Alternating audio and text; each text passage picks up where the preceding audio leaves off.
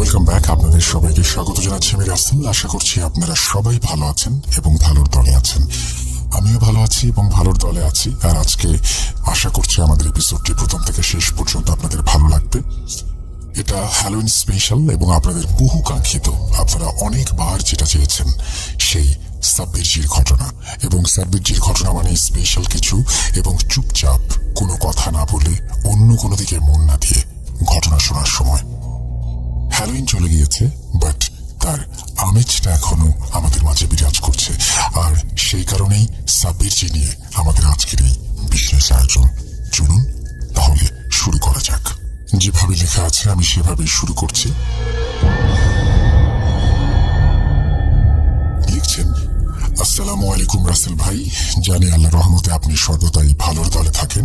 রাব্বি ভাই সহ ভূত.com-এর সমগ্র টিমের প্রতি সালাম, স্নেহ ও ভালোবাসা জ্ঞাপন করে আজ আবারও হাজির হলাম একটি লোমহর্ষক ঘটনা নিয়ে। ভুল ত্রুটি ক্ষমা সুন্দর দৃষ্টিতে দেখার অনুরোধ রইল। চলুন ঘটনায় যাওয়া যাক। রেহানা ছোট থেকেই খুবই মিশুক প্রকৃতির এবং কৌতূহলী ছিল। প্রায়শই সে সাধারণ মানুষের মাঝে থাকতে ভালোবাসত, সাহায্য করত। আমার উচ্চাভিলাষী স্বভাব হলেও রেহানা বিবি খুবই সাধারণভাবে থাকতে পছন্দ করত। যদিও তখনকার সময় ওর এই সাধারণভাবে চলাফেরা, নিরীহ মানুষের উপকার করা আমার মোটেও পছন্দ হতো না।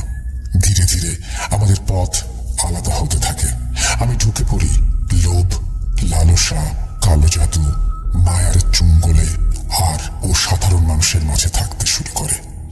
তারপর থেকে বহু বছর আমাদের আলাপচারিতা প্রায় বন্ধ হয়ে যায়। এরই মাঝে আমি এক শয়তান নিকৃষ্ট হুজুরের খপ্পরে পড়ে যাই। সামান্য কিছু পাবার লোভে তার নাপাক কাজে তাকে সাহায্য করতে গিয়ে বন্দী হই আমি ও আমার সন্তান। বাকিটা তো তুমি জানো। তোমাদের কৃপায় বহু কাল বাদে মুক্তি পাবার পর নানা জায়গায় রেহানার সন্ধান করতে করতে শেষে বছর তিনেক আগে বড় ইমাম দরবারের পাশে একজন সম্ভ্রান্ত ব্যবসায়ী নওয়াজউদ্দিন ফারুকির সাথে রেহানাকে তার বাড়িতে ঢুকতে দেখি। কিন্তু এটা কি করে সম্ভব? প্রথমটা এত বিশ্বাসই হচ্ছিল না। পরে ভেবে দেখলাম রেহানা যেভাবে মানুষের মাঝে থাকতে পছন্দ করত, ওর পক্ষে কিছুই অসম্ভব না। যাই হোক, একদিন রাতে ও যখন নামাজ আদায় করছিল, আমি চুপ করে পেছনে গিয়ে দাঁড়াই। অদ্ভুত ভাবে নামাজ শেষ না করেই ঘুরেই সালাম জানিয়ে জিজ্ঞেস করে, আসসালামু আলাইকুম রহমতুল্লাহি ওয়া বারাকাতুহু। আপা কেমন আছেন? এতকাল পর কি মনে করে? আগেই বলেছি, রেহানার এই সাধারণভাবে চলাফেরা, মানুষের মাঝে থাকা আমার এককালে পছন্দ হতো না। তাই স্বাভাবিকভাবেই ও আমার উপস্থিতি আশা করেনি। এতকাল বাদে নিজের আপন বোনকে চোখের সামনে দেখে প্রত্যুত্তরে সালাম জানিয়ে আনন্দে আত্মহারা হয়ে জড়িয়ে ধরি। রেহানা অবাক হয়।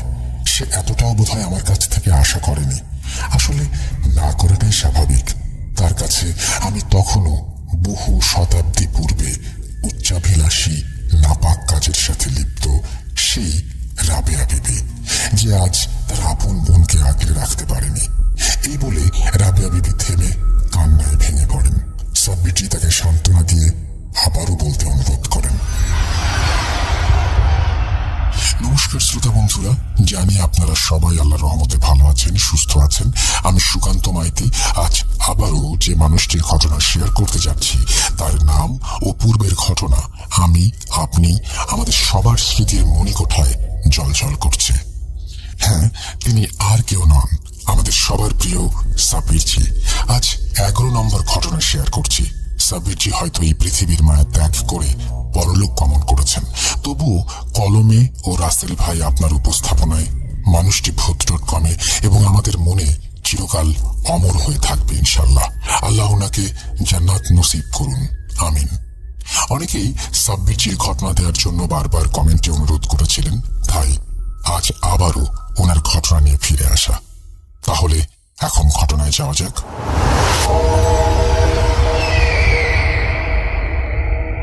সময়টা 2011-র মাঝামাঝি, সম্ভবত অগাস্ট মাস। কখনো অনবরত বৃষ্টি, কখনো আবার কালো মেঘের বুক চিরে বিকেলের পড়ন্ত রোদ বিদ্রোহ করে বেরিয়ে আসতে চাইছে। তবুও ঘরের বেড়া জাল তাকে আটকে রাখার চেষ্টা করছে। সাব্বিরজি এক কাপ গরম কফি হাতে ব্যালকনিতে সবে এসে দাঁড়িয়েছেন। এমন সময় ব্যালকনির এক কোনায় রংবাহারি গাছের পাশে একটি নারী মূর্তি ধীরে ধীরে স্পষ্ট হয়ে উঠল। প্রায় 4 বছর পর হলেও সাব্বিরজির চিনতে মোটেও অসুবিধা হয়নি। উনি সালাম জানিয়ে সাদরে আপ্যায়ন করেন। প্রত্যুত্তরে রাবেয়া বিবিও সালাম জানিয়ে একটু ইতস্তত করছিলেন। সাব্বিরজি রাবেয়া বিবিকে একটি চেয়ারে বসতে আহ্বান করে চুপচাপ দেখছিলেন। রাবেয়া বিবিকে কেমন যেন অস্থির অস্থির দেখাচ্ছিল। কয়েক মুহূর্ত চুপ করে সাব্বিরজি নিজেই প্রশ্ন করেন, কি হয়েছে? কিছু সমস্যা? রাবেয়া বিবি আরো কয়েক মিনিট চুপ থেকে বলতে শুরু করেন তার একমাত্র বোন রেহানা বিবির কথা। বোনের সাথে তার অতীতের সম্পর্ক কেমন ছিল, এতকাল বাদে কিভাবে তার বোনের সাথে দেখা হলো, এবং তিনি যে একমাত্র বোনকে আগলে রাখতে পারেননি সে কথা বলা মাত্র অনুশোচনায় দগ্ধ হয়ে কান্নায় ভেঙে পড়েন।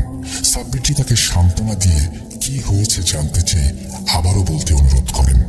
রাবেয়া বিবি জিয়াউদ্দিন সাহেবকে স্মরণ করেন, বলেন যে বাকি কথা ওনাদের দুজনের সামনে বলবেন।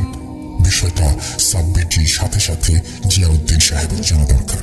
খানিক বাদে রাবেয়া বিবি পাশে থাকা অপর একটি চেয়ারে একজন পরিচিত সাদা পাঞ্জাবি পরিহিত বয়স্ক ফেরেশতার মতো মূর্তির আবির্ভাব হয়।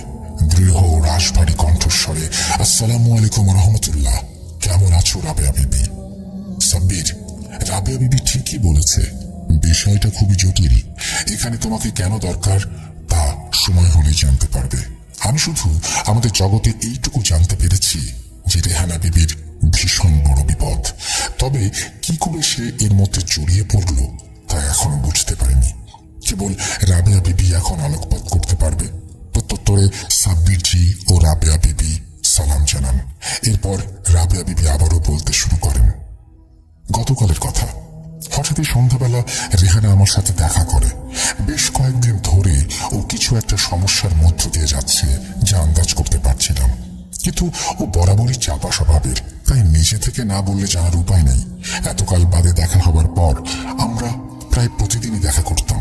রেহানা ফারুকি সাহেবের বাড়িতেই থাকতো, তবে নওয়াজউদ্দিন ফারুকি ও তার স্ত্রী রোকসানা বিবি ছাড়া বাড়ির বাকি অন্যান্য সদস্যরা তার অস্তিত্ব উপলব্ধি করলেও কেউ চাক্ষুষ দেখেনি। একজন পুরুষ মানুষের সাথে একজন জিন থাকা, তা আবার নারী জিন। বিষয়টা যেমন বাড়ির কিছু সদস্য মানিয়ে নিয়েছিল, আবার কেউ কেউ মানিয়ে নিতেও পারেনি। রেহানার আতঙ্কিত মুখটা আমি ভুলতে পারছি না। শেষবার সে শুধু একটা কথাই বলেছিল, আপা, ফারুকি সাহেবদের অনেক বড় বিপদ। একজন শয়তান ইবলিশ জিন তাদের পরিবারের পেছনে লেগেছে। আমি কোনো মতেই তার মোকাবেলা করতে পারছি না। সেই জিনের নাম মকরান। আপা, তুমি একটু সাহায্য করো। এই বলে হঠাৎই সে অন্ধকারে মিলিয়ে যায়। তারপর থেকে আমার মনটা মোটেও শান্ত হচ্ছে না, আর কোনোভাবেই রেহানা বিবির সাথে যোগাযোগ করে উঠতে পারছি না। তাই তোমাদের সাহায্য হতে আবশ্যক। তোমাদের মনে প্রশ্ন জাগতে পারে যে কিভাবে রেহানা বিবি এত মানুষ থাকতে নওয়াজউদ্দিন ফারুকের সাথে জড়িয়ে পড়ল। এখন আসে সেই প্রসঙ্গে। 3 বছর আগে আমারও একই প্রশ্ন ছিল। উত্তরে রেহানা বলেছিল, প্রায় বছর 30 আগে নওয়াজউদ্দিন ফারুকি সাহেবের সাথে আমার আলাপ। তখন ফারুকি সাহেব ওই বছর 5 ছোট্ট নামাজ। তখন তারা সুলতানপুরের কাছে মৌলানাপুরে একটি গ্রামে থাকত। ওইখানে তাদের পৈতৃক ভিটে। ফারুকি সাহেবের পূর্বপুরুষেরা এককালে অত্র এলাকার জমিদার ছিল। শুনেছি নবাব সাদ্দাত আলী খানের দরবারে ফারুকি সাহেবের পূর্বপুরুষদের একটা বিশেষ স্থান থাকলেও সাধারণ গ্রামবাসীদের মধ্যে নাকি অত্যাচারী জমিদার হিসেবে কুখ্যাতি ছিল। তবে বর্তমানে পরিস্থিতি বদলে গেছে। এখন নওয়াজউদ্দিন সাহেব খুবই সৎ, ধর্মপ্রাণ ব্যক্তি, প্রায়শই দান সদকা করেন।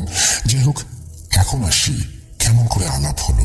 5 বছরের ছোট্ট নামাজ প্রায় প্রতিদিনই গোমতী নদীর তীরে বিকেলে একা একা খেলতে আসতো। সেখানেই আমাদের প্রথম আলাপ। আগেই বলেছি, গ্রামবাসীরা ফারুকি পরিবারকে খুব একটা পছন্দ করত না। তার রেশ এখনো ওই এলাকায় বর্তমান, তাই কেউ খুব একটা তাদের সাথে মিশত না। ফলে খেলার সাথীও তেমন কেউ ছিল না। আমি ওনার প্রথম খেলার সাথী। নওয়াজ সাহেবের বাংলোটা গ্রাম, লোকবসতি থেকে কিছুটা দূরে নিরিবিলিতে গোমতী নদীর পাড়ে অবস্থিত। বাড়িতে লোকজন বলতে ওনার আম্মা সহ জনা 3-4 কাজের লোক ও একজন ড্রাইভার। এখানে বলে রাখি, সময় নওয়াজউদ্দিন সাহেবের আব্বা রিয়াজউদ্দিন সাহেব দ্বিতীয় স্ত্রীকে নিয়ে লখনৌতে থাকতেন। তাদের ব্যবসা আদি সমস্ত লখনৌতে। সংসারে দুজন স্ত্রী থাকা সত্ত্বেও কোনো অশান্তি ছিল না। সপ্তাহে অন্তত 2 দিন দ্বিতীয় স্ত্রী সহ রিয়াজউদ্দিন সাহেব গ্রামের বাড়িতে এসে সপরিবারে থাকতেন। একদিন কোনো এক কারণে সেই এলাকা দিয়ে যাওয়ার সময় হঠাৎই নজরে পড়ে বছর 5-এর একটি ফুটফুটে বাচ্চা ছেলে নদীর চরে একা একা বালি নিয়ে খেলছে। দেখে কেমন একটা মায়া লাগলো। তুমি তো জানো আপা, সাধারণ নিরীহ মানুষের প্রতি চিরকাল আমার একটা টান অনুভব করি, কিন্তু আসল রূপে তো তার কাছে যাওয়া সম্ভব না। তাই তারই বয়সী একটা বাচ্চা মেয়ের রূপ নিয়ে তার সামনে যাই। প্রথমটায় সে একটু অবাক হয়, তারপর আমি তার সাথে খেলতে চাইলে সে রাজি হয়ে যায়। এরপর থেকে প্রতিদিন আমরা একসাথে খেলাধুলা করতাম। ধীরে ধীরে একটা টান অনুভব করি এবং সেখানেই থেকে যাই। বেশ কিছুদিন কেটে যাওয়ার পর বিষয়টা বোধহয় নওয়াজউদ্দিন সাহেবের মা খেয়াল করেন। আসলে আমি শুধু নওয়াজউদ্দিন সাহেবকে দেখা দিতাম। তার আম্মা ভীষণ দুশ্চিন্তায় ভরে যান। তিনি দেখতেন নওয়াজ সাহেব একা একাই কারোর সাথে কথা বলছেন, খেলছেন। এমনিতে নিরিবিলি এলাকা, পাশে রিয়াজউদ্দিন সাহেবদের পুরনো কবরস্থান, তাই ভেবেছিলেন হয়তো কোনো জিনের নজরে পড়েছে। রিয়াজউদ্দিন সাহেব গ্রামের বাড়িতে এলে তাকে সবকিছু জানানো হয়। সেই মতো উনি সুলতানপুর থেকে একজন বড় মাপের আলেম হুজুরকে নিয়ে আসেন। সেদিন আমি বেজির রূপে বাগানের আশেপাশে ঘুরে নজর রাখছিলাম। দেখলাম হুজুর আবে জমজমের পানি ছিটিয়ে কিছু তদবির করে সূরা পড়ে ছোট্ট নওয়াজকে ফু দিলেন। এরপর আরো কিছু সূরা পড়ে বাড়ির চারপাশের সীমানায় কিছু সাদা পাউডারের মতো ছড়াতে ছড়াতে বাগানের কাছে এসে থমকে যান। আমি তখন বেজি রূপে হাত 10 মতো দূরে এদিক ওদিক ছুটাছুটি করছি। উনি একজন পাক ধর্মপ্রাণ আলেম। জানতাম উনি আমায় দেখে চিনতে পেরেছেন। সঙ্গে সঙ্গে হুজুর সূরা পড়া বন্ধ করে তদবির থামান। রিয়াজউদ্দিন সাহেব হঠাৎ হুজুরকে থেমে যেতে দেখে জিজ্ঞেস করেন কি হয়েছে। জিজ্ঞেস করতে আলেম হুজুর বলেন, ফারুকী সাহেব, চিন্তা করবেন না। যে আপনার সন্তানের আশেপাশে ঘুরে বেড়ায় সে তার, এমনকি আপনার পরিবারের কারো কোনো ক্ষতি করবে না। উপরন্ত সে থাকলে আপনাদের ওপর কোনো বিপদ আসবে না ইনশাল্লাহ। এমনিতেই এলাকাটা শুনশান। অতীতে এই ভূমিতেই কত কিছু ঘটে গেছে তার সাক্ষী আপনার পূর্বপুরুষেরা। সে সমস্ত ঘটনা তো আপনি জানেন। আমার পরিবারের পূর্বপুরুষদের নেকদিল প্রচেষ্টায় সেই ইতিহাস আজ চাপা। তাই আমি বলছি, চিন্তার কোনো কারণ নেই। যেরকম চলছে চলতে দিন, এতে আপনার সন্তান সুরক্ষিত থাকবে। আরেকটা কথা, এই বাস্তুতে কোনো সাপখোপ, বেজি, বিষধর বিছা, কোনো জন্তু জানোয়ার দেখলে হুট করে তাড়াবেন না, মারতে যাবেন না। যদি তা নিজে থেকে না সরে তাহলে আমি একটা সূরা বলে যাচ্ছি, আল্লাহর নাম করে সেটি পাঠ করবেন। আর কিছু করার দরকার নেই, সব ঠিক হয়ে যাবে ইনশাআল্লাহ। এই বলে আলেম হুজুর সালাম জানিয়ে ফিরে যান। যাওয়ার সময় বাগানের পাশে কয়েক মুহূর্ত দাঁড়িয়ে আমার দিকে তাকিয়ে আল্লাহর নাম নিয়ে মৃদু হেসে চলে যান। হুজুর চলে গেলে বাড়ির সকলে কিছুটা স্বাভাবিক হলেও রিয়াজউদ্দিন সাহেবের ছোট স্ত্রী ফাতেমা বিবি মোটেও তাতে খুশি হলেন না। ওনার বক্তব্য, বাড়ির একমাত্র ছেলের ওপর জিনের নজর পড়েছে, তা সত্ত্বেও কি করে বাড়ির সবাই এত স্বাভাবিক আচরণ করতে পারে। এমনকি নওয়াজ সাহেবের আপন আম্মাকেও চুপ থাকতে দেখে ফাতেমা বিবি ভীষণ অবাক হয়ে বলেন, আপা, মাফ করবেন, পেটে ধরলেই তো কি হয়েছে? নাসরিনের মতো নওয়াজও আমার সন্তান। আমি চাই নওয়াজ লখনৌতে এসে থাকুক, পড়াশোনা করুক, গ্রামে আর থাকতে হবে না। কোন জিনের নজরে পড়েছে কে জানে। ও হ্যাঁ, এখানে বলে রাখি, নাসরিন রিয়াজউদ্দিন সাহেবের দ্বিতীয় পক্ষের কন্যা সন্তান। তখন তার বয়স ওই বছর 2 মতো হবে। যাই হোক, ফাতেমা বিবির কথায় নওয়াজ সাহেবের আম্মা, এমনকি রিয়াজউদ্দিন সাহেবও রাজি হন না। নওয়াজ সাহেবের প্রাথমিক শিক্ষার পাশাপাশি মাদ্রাসায় তালিম সবই সুলতানপুরে চলছিল। তাই তাদের বক্তব্য, ছেলে আপাতত এখানেই থাকবে, পরে বড় হলে তখন উচ্চ শিক্ষার জন্য না হয় লখনউ যাবে। এতে ফাতেমা বিবি অসন্তুষ্ট হলেও এই বাড়িতে রিয়াজউদ্দিন সাহেবের উপর কেউ কথা বলে না। এরপর প্রায় 1 মাস কেটে যায়। রাগ করে কিনা জানি না, রিয়াজউদ্দিন সাহেব সপ্তাহান্তে গ্রামের বাড়ি এলেও ফাতেমা বিবি আসতেন না। শেষে নওয়াজ সাহেবের জোরাজুরিতেই ওনার আদরের ছোট আম্মি মানে ফাতেমা বিবি 1 মাস পরে গ্রামের বাড়িতে আসেন। সময়টা তখন শীতকালের মাঝামাঝি, সন্ধ্যা একটু তাড়াতাড়ি নেমে আসে। আমরা বরাবরের মতো নদীর চর থেকে ঠেলে ফিরছিলাম। বাড়ির গেটের কাছটায় ফুল পাতাবাহারের ঝোপের কাছে গুমট অন্ধকারের মধ্য থেকে হঠাৎই একটি প্রকাণ্ড আধারের চেয়েও কুচকুচে কালো সাপ বেরিয়ে এসে নওয়াজ সাহেবকে ছবল মারতে চায়। আমি তৎক্ষণাৎ নওয়াজ সাহেবকে দূরে ঠেলে দিয়ে ওর সামনে গিয়ে দাঁড়াই। আমি নিজে বুঝে গিয়েছিলাম সেটি কোনো সাধারণ সাপ নয়, একটি নির্দিষ্ট শয়তান খবিশ জিন। বিভৎস চেহারা, কালো শরীরে চোখ মুখের কোনো অস্তিত্ব নেই, সমগ্র শরীর লোমে ঢাকা। তার সাথে আমার তুমুল দ্বন্দ্ব বাঁধে। চিৎকার হুটোপুটির শব্দে বাড়ির সবাই বেরিয়ে আসে। সেই মুহূর্তে তাদের চোখে যে দৃশ্যপট ফুটে উঠেছিল তা কেবলই একটি কালো সাপ ও পেশির লড়াই। তাদের চোখে আমাদের আসল চেহারা তখনও উজ্জ্বল। ফাতেমা বিবি ছুটে গিয়ে নওয়াজ সাহেবকে কোলে তুলে বাড়ির ভেতরে ঢুকে পড়ে। হঠাৎ একটি বদ জিন কি করে সেখানে এলো আর কেনই বা এলো তা আজও বুঝতে পারিনি। পরে রিয়াজউদ্দিন সাহেব সেই আলেম হুজুরকে ডেকে সমস্ত বিষয় খুলে বলেন এবং উনি জানান, দেখুন ফারুকী সাহেব, আমি আগেই বলেছি আপনার ছেলের সাথে একটি ভালো জিন আছে। সেদিন সন্ধ্যায় ওই ভয়ঙ্কর সাপ থেকে সেই জিনই আপনার ছেলেকে বাঁচিয়েছে। এরপর থেকে আর কেউ আমাকে নওয়াজ সাহেবের থেকে আলাদা করতে পারেনি। কেবল ফাতেমা বিবির তা পছন্দ ছিল না। ধীরে ধীরে নওয়াজ সাহেব বড় হতে থাকেন আর আমিও ওনার সাথেই সাধারণ মানুষের মতো বড় হতে থাকি। এরই মাঝে নওয়াজ সাহেবের বয়স যখন 15, সেই সময় ফৈজাবাদ থেকে আসার সময় ওনার আম্মা ও আব্বা অ্যাক্সিডেন্টে মারা যান। তারপর থেকে নওয়াজ সাহেব ছোট আম্মি ফাতেমা বিবি ও বোন নাসরিনের সাথে লখনউ এসে থাকতে শুরু করেন। ফাতেমা বিবি ছেলে বড় না হওয়া পর্যন্ত ব্যবসার হাল নিজেই ধরেন।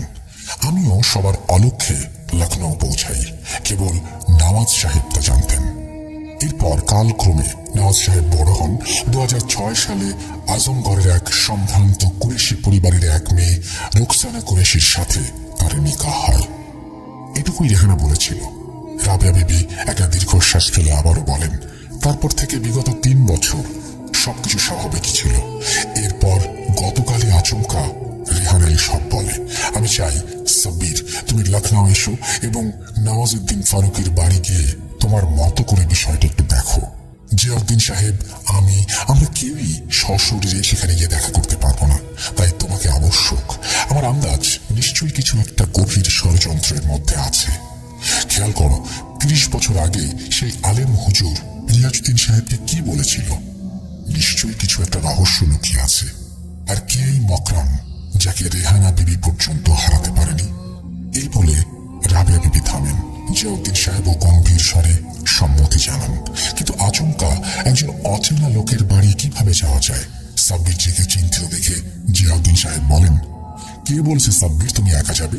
তুমি বরং ফরহান সাহেব ও তোমার পরিচিত সেই ইমাম সাহেবকে সঙ্গে নিও। 2007 সালে রাবেয়া বিবিকে উদ্ধার করা ফরহান সাহেবের একমাত্র ছেলেকে বাঁচানো, টাকা বিষয়টা শুনলে আশা করি না করবেন না। তুমি কালই লখনউ রওনা দাও।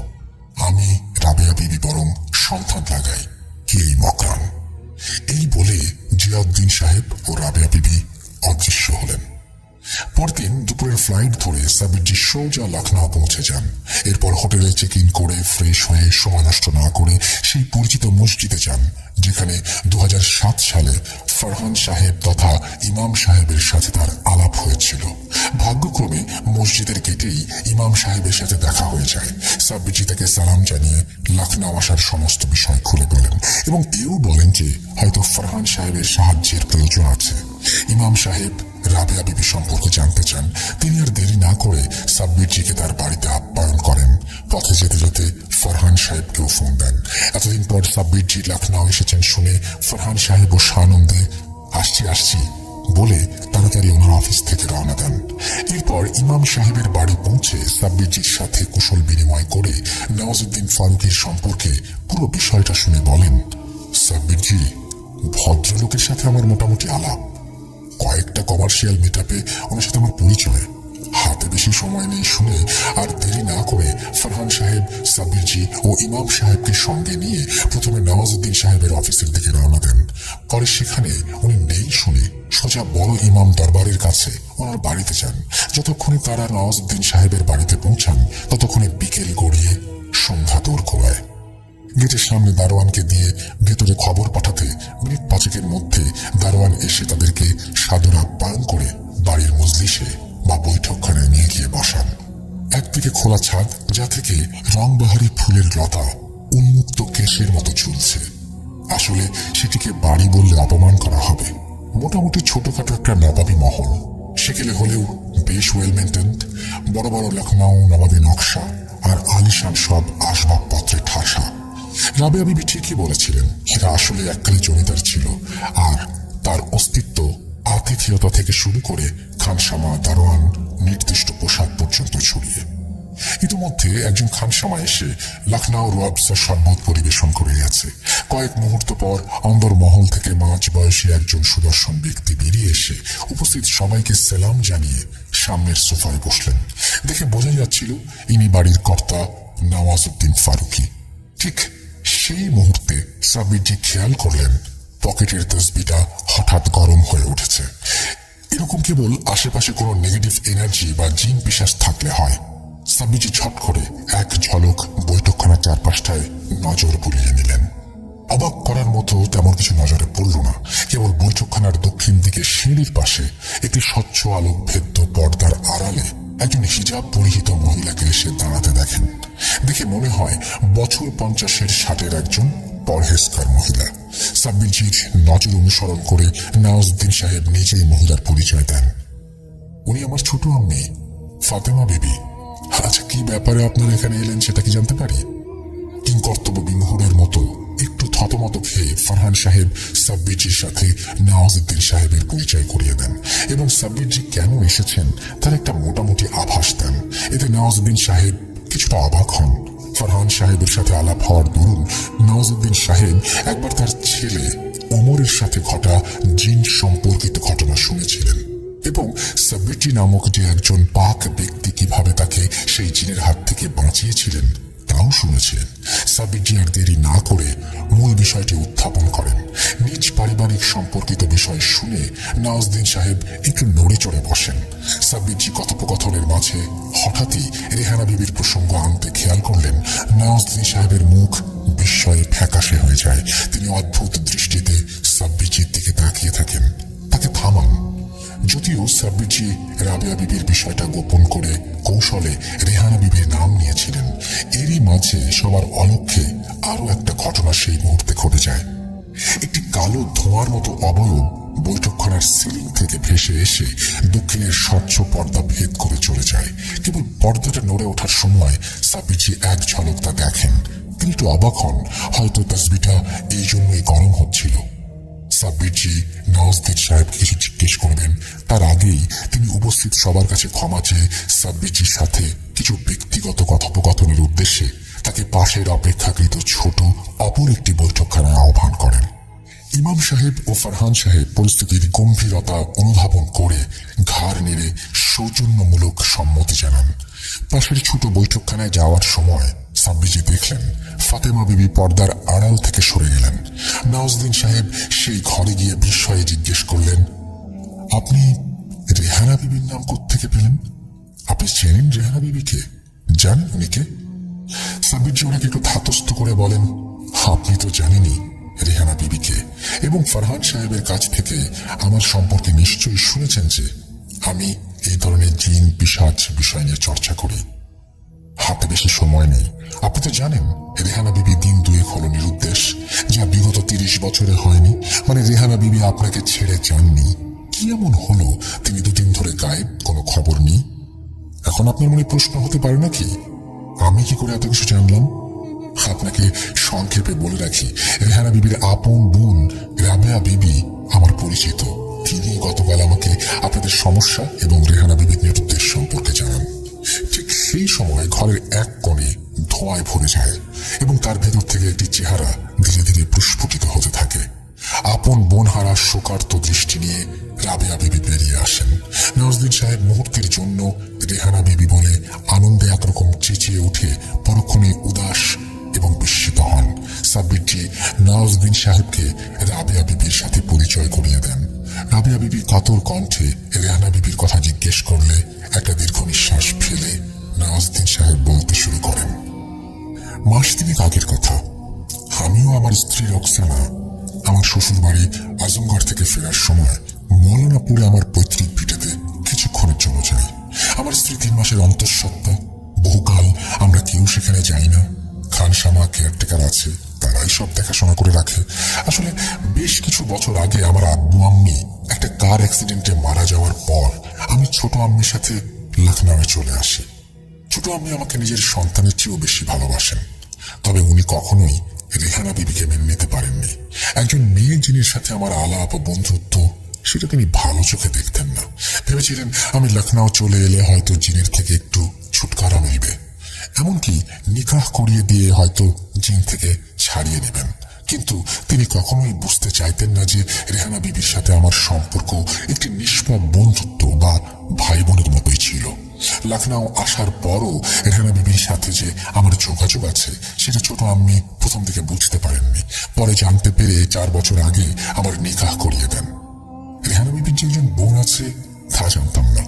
আপনারা হয়তো জানেন যে 30 বছর আগে কিভাবে রেহানা বিবির সাথে আমার আলাপ হয় এবং আমার পরিবার সম্পর্কে নিশ্চয়ই অল্প বিস্তর শুনেছেন। যাই হোক, সেদিন আমরা মৌলানাপুরে গিয়েছিলাম আমার আব্বু আম্মির কবর জিয়ারত করতে। নিকাহ পর রুকসানা সেই প্রথম ওখানে গিয়েছিল। আসলে আমাদের একজন পরিচিত আলেম হুজুর আছেন, ওনার কথা মতো আব্বু আম্মির ইন্তেকালের পর আমরা কেউ খুব একটা ওখানে যাই না। হুজুরের মুখে শুনেছি অতীতে নবাব সাদ্দাত আলী খানের সময় নাকি আমাদের বংশে কিছু একটা ঘটেছিল, যার জন্য একটি অভিশাপ আমার বংশের উপর নেমে আসে। তা নেহাতি অপ্রাসঙ্গিক, আমি অন্তত তাই মনে করি। সেসব কথা পরে বলছি। আমার এখনো মনে আছে ছোটবেলায় উনি আমার আব্বুকে বলেছিলেন রেহানা বিবি একজন ভালো জিন, আমার সাথে থাকলে উপকারী হবে। রেহানা বিবি হয়তো বা আপনাদের বলেছেন। আমরা সেদিন 2:15 নাগাদ সেখানে পৌঁছাই। কথা ছিল কবর জিয়ারত করে সন্ধ্যার মধ্যে লখনউ ফিরে যাব, তাই ছোট আম্মিকে জানাইনি। আর ছোট আম্মি জানলে আমাদের কখনোই সেখানে যেতে দিতেন না। কিন্তু মৌলানাপুর পৌঁছে নিরিবিলি সবুজ ঘেরা নদীর পাড়ে বাগান, এরকম মনোরম পরিবেশে মোড়া আমাদের বাংলো আছে এটা জেনে রুকসানা প্রথমে তো আমার উপর একটু রাগই করলো। তারপর সে বলল যে সেদিন সে আর লখনউ ফিরছে না, এখানে অন্তত একটি রাত সে থাকতে চায়। আমারও খুব ইচ্ছে করে মাঝে মাঝে সেখানে যেতে, কিন্তু ছোট আম্মির জন্য সেটা হয়ে উঠছিল না।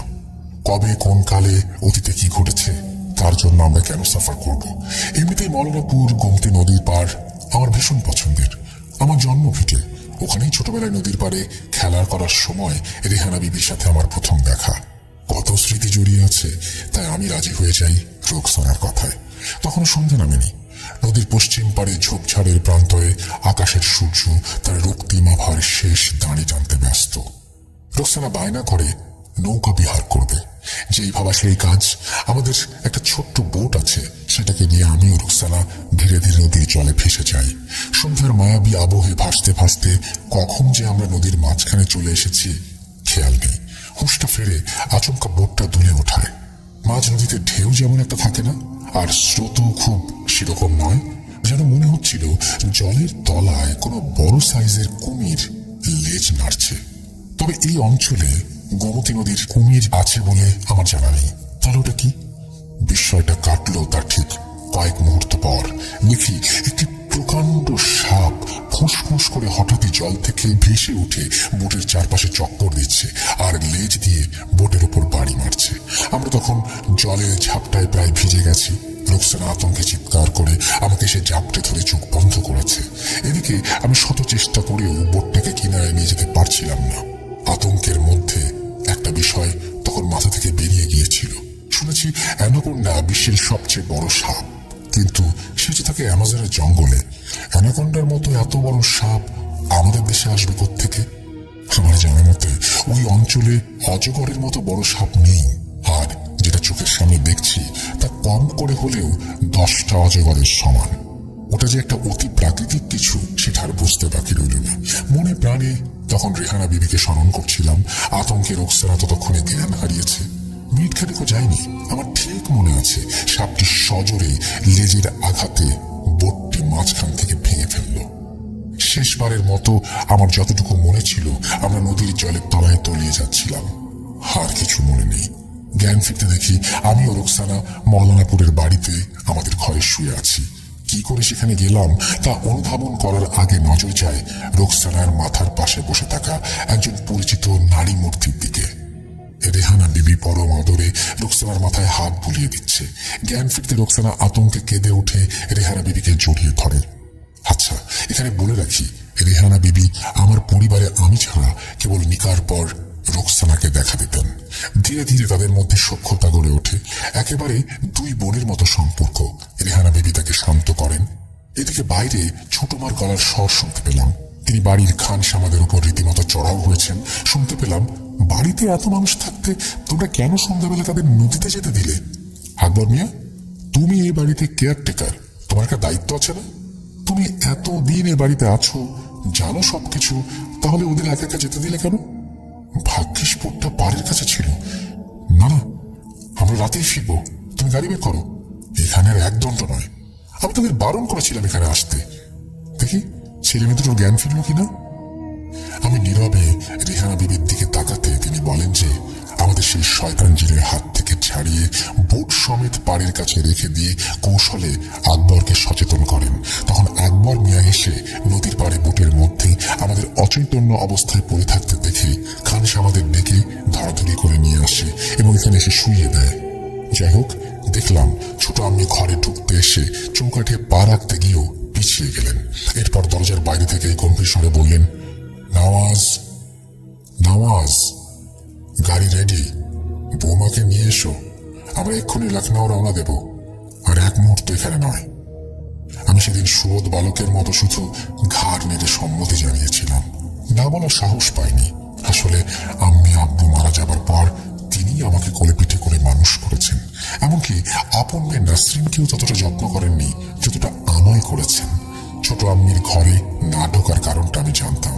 রেহানা বিবিকে না দেখতে পেলেও অনুভব করতে পারতেন। ছোট থেকে দেখেছি উনি কখনোই তাকে মানতে পারেননি। উনি বুঝতে পেরেছিলেন সেই মুহূর্তে রেহানা বিবি ঘরে আছে, তাই উনি ঘরে প্রবেশ করেননি।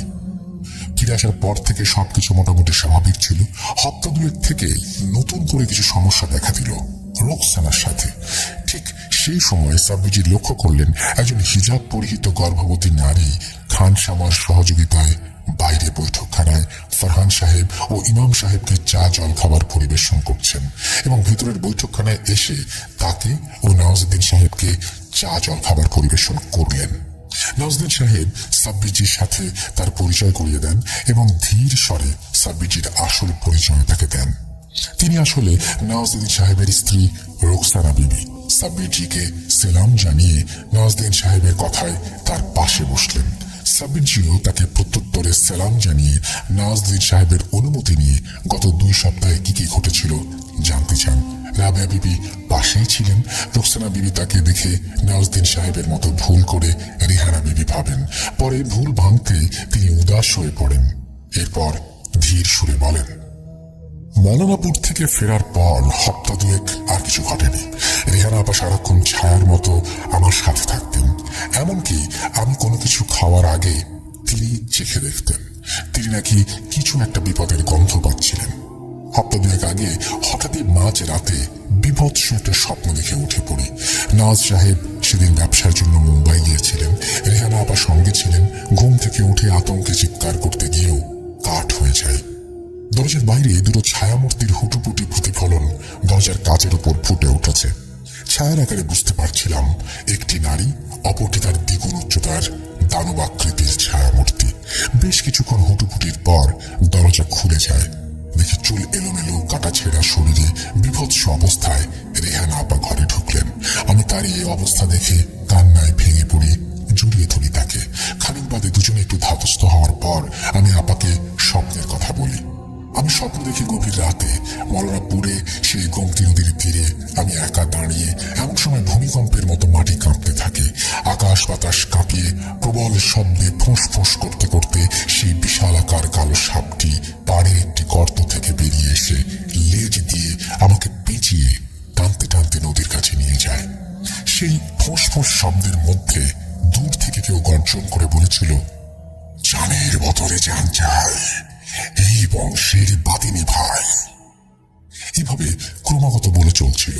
মাঝ নদীতে যখন আমি জলে হাবুডুবু খাচ্ছি, ঠিক তখনই অনুভব করলাম সাপটি লোকটা মাথা ঘুরিয়ে সোজা আমার পেটে কামড় বসায়, আর তখনই আমি চিৎকার দিয়ে উঠি।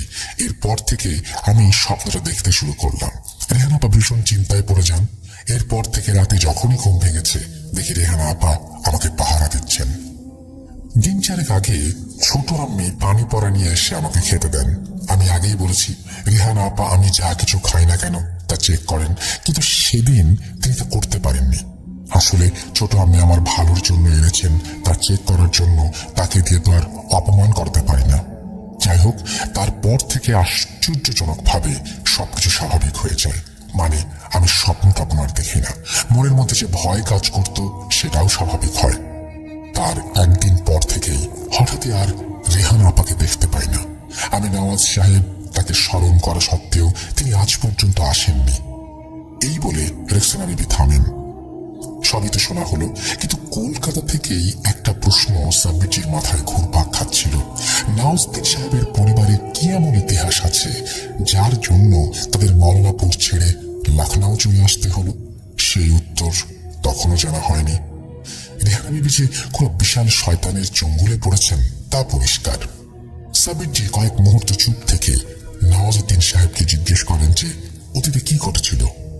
নওয়াজউদ্দিন সাহেব একটু ইতস্তত করে জানান যে সেই ইতিহাস তিনি নিজেও জানেন না, কোনো এক কারণে তাকে জানানো হয়নি। এমনকি ছোট আম্মি ফাতেমা বিবিও জানেন না। তবে নওয়াজউদ্দিন সাহেব বলেন আমাদের সেই পরিচিত আলেম হুজুর জানেন, কিন্তু বহু বছর তার সাথে কোনো যোগাযোগ নেই। আমার নিকার সময় দাওয়াত দিতে গিয়ে জানতে পারি তেনারা সুলতানপুর ছেড়ে ফৈজাবাদে শিফট করেছেন, নিকাহতে আসেননি। সবকিছু শুনে সাব্বিরজি বললেন যে তিনি একবার তাঁর সাথে দেখা করতে চান, ফৈজাবাদের ঠিকানাও নেন। এরপর নওয়াজউদ্দিন সাহেবকে বলেন বিপদ কি এবং কোত্থেকে আসছে এখনো বুঝতে পারছি না, তবে রুকসানা জির ওপর কোনো এক ভয়ঙ্কর শয়তান জিনের নজর পড়েছে সেটা নিশ্চিত। রেহানা বিবির গায়েব হয়ে যাওয়াটা কোনো স্বাভাবিক বিষয় মনে হচ্ছে না। আপনি এক কাজ করুন, রুকসানাজিকে কালই আপনার শ্বশুর বাড়ি পাঠিয়ে দিন। যতদিন না ঝামেলা মিটছে উনি যেন সেখানেই থাকেন। চিন্তা করবেন না, রাবেয়া বিবি রেহানা বিবির আপন বোন, বড় বোন। উনি ঠিক রেহানা বিবির মতো রুকসানাজিকে আগলে রাখবেন। আরেকটা বিষয়, কেন হঠাৎ রুকসানাজিকে তার বাপের বাড়ি পাঠাচ্ছেন সে কথা এই ঘরে উপস্থিত ব্যক্তি ছাড়া কেউ যেন জানতে না পারে। রাবেয়া বিবির ব্যাপারে কাউকে জানাবেন না, এমনকি ফাতেমা বিবি সহ বাড়ির অন্য সদস্যদেরও নয়। আচ্ছা, এখন উঠছি, কাল ফৈজাবাদে গিয়ে কিছু জানতে পারলে জানাবো। এই বলে সাব্বিরজি উঠে পড়েন। রাবেয়া বিবিকে সমস্ত বিষয় বুঝিয়ে নওয়াজউদ্দিন সাহেবের কাছ থেকে বিদায় নিয়ে ফরহান সাহেব ও ইমাম সাহেবকে সঙ্গে নিয়ে ফিরে আসেন। রাতে জিয়াউদ্দিন সাহেবকে সমস্ত বিষয় খুলে বলেন। সবকিছু শুনে জিয়াউদ্দিন সাহেব সাবধানে পা ফেলতে বলেন। মকরান সম্বন্ধে জানান, এখন পর্যন্ত শুধু এইটুকুই জানতে পেরেছি মকরান একটি শক্তিশালী সম্প্রদায়ের অন্তর্ভুক্ত জিন, তবে অতীতে কি ঘটেছিল তা তোমাকেই খুঁজে বের করতে হবে। আমি যতক্ষণে খোঁজার চেষ্টা করি কোথায় এই সম্প্রদায়, একবার খুঁজে পেলে এর প্রতিকারের পথ খুঁজে পাওয়া যাবে ইনশাল্লাহ। তুমি রাবেয়া বিবিকে সেখানে রেখে ঠিক করেছো, কাল যাও, তবে সাবধানে, দরকার হলে আমিও হাজির হব। এই বলে জিয়াউদ্দিন সাহেব চলে যান। রাতে নানা চিন্তায় ঘুম আসছিল না, কানের কাছে খালি মনে হচ্ছিল কেউ ফুঁস ফুঁস করে বলছে জানের বদলে জান চাই, এই বংশের বাতিনি ভাই, জানের বদলে জান চাই। ফৈজাবাদে যাওয়ার পর থেকে সাব্বিরজি কি এমন জানতে পারলেন যার জন্য মন, মস্তিষ্ক, বুদ্ধি সবকিছু তোলপাড় হয়ে গিয়েছিল? জানতে পারবেন ঘটনার পরবর্তী অংশে।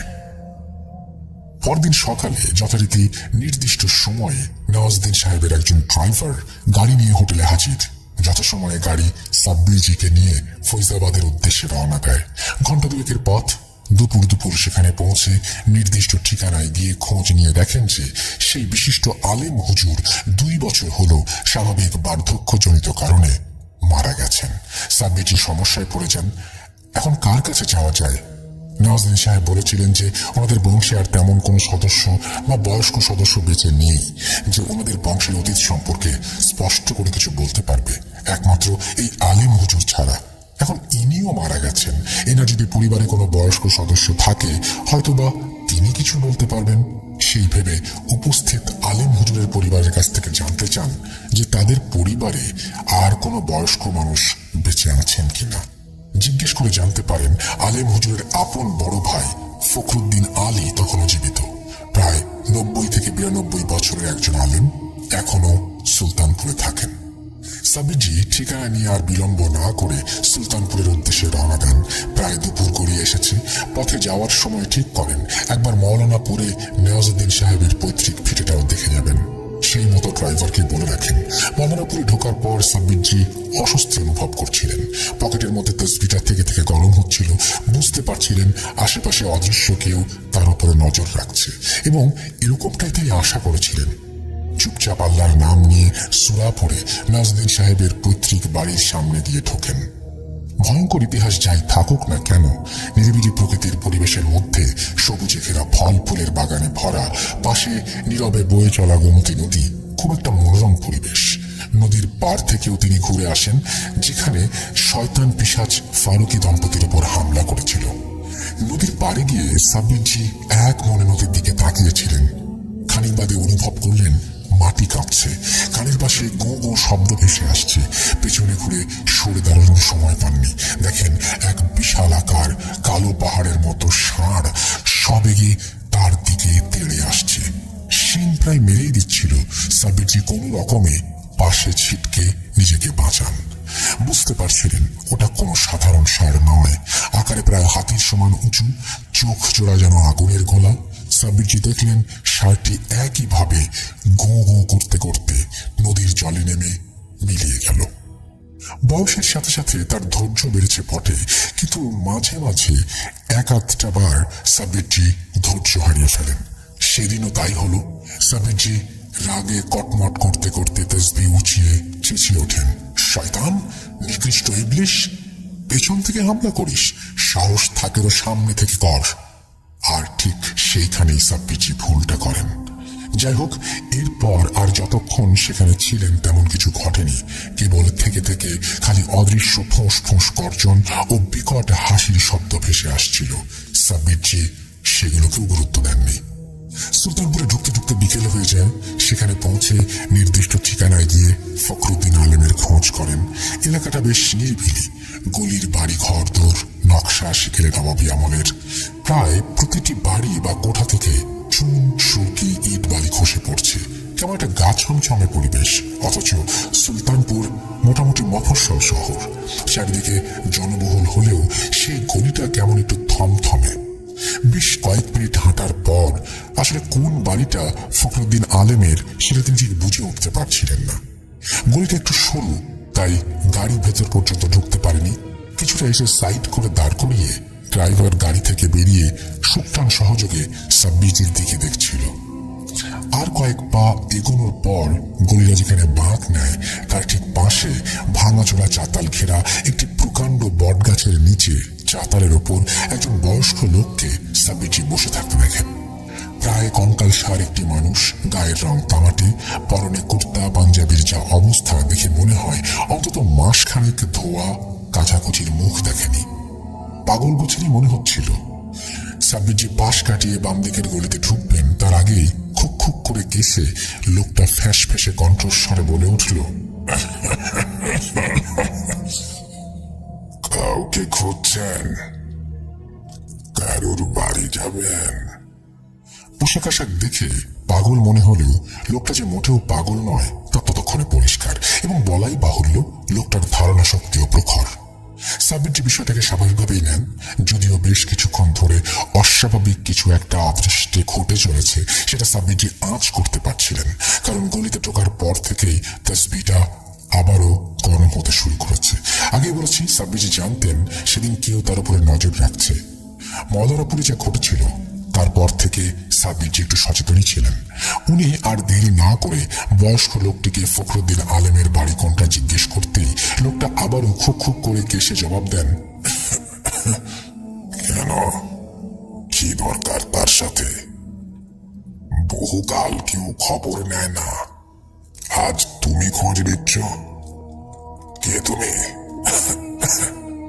সাব্বিরজি কিছুটা বিস্মিত হন।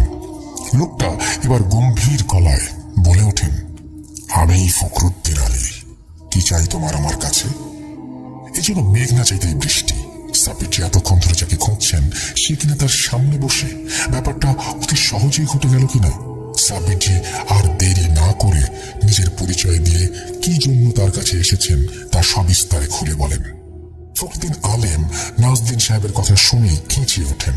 চোখে মুখে শত সহস্র বছরের রাগ ক্ষোভের বলিরেখা ফুটে ওঠে। সাব্বিরজি বেগতিক দেখে তাকে শান্ত করার চেষ্টা করে সেখানে তার আসার আসল কারণটা জাহির করেন। নওয়াজউদ্দিন সাহেবের পরিবারের ইতিহাস সম্পর্কে কেউ জানতে এসেছে শুনে ফখরুদ্দিন আলেম কিছুটা অবাক হন। এরপর কয়েক মুহূর্ত চুপ থেকে ধীর স্বরে বলতে শুরু করেন, কি জানতে চাও ফারুকী পরিবারের সম্বন্ধে? তাদের জঘন্য ইতিহাস তুমি কি জানো? এককালে তারা কতটা নৃশংস ছিল। নবাব সাদ্দাত আলী খানের সময়কার কথা আমার দাদাজানের মুখে শুনেছি। তখন মৌলানাপুরে একজন বিশিষ্ট ধর্মপ্রাণ জমিদারের রাজত্ব ছিল। ফারুকীদের দাপট তখন মৌলানাপুরে ছিল না। ব্যবসাপত্র প্রতিপত্তি ছিল বটে, তবে তাদের কোনো জমিদারিত্ব ছিল না।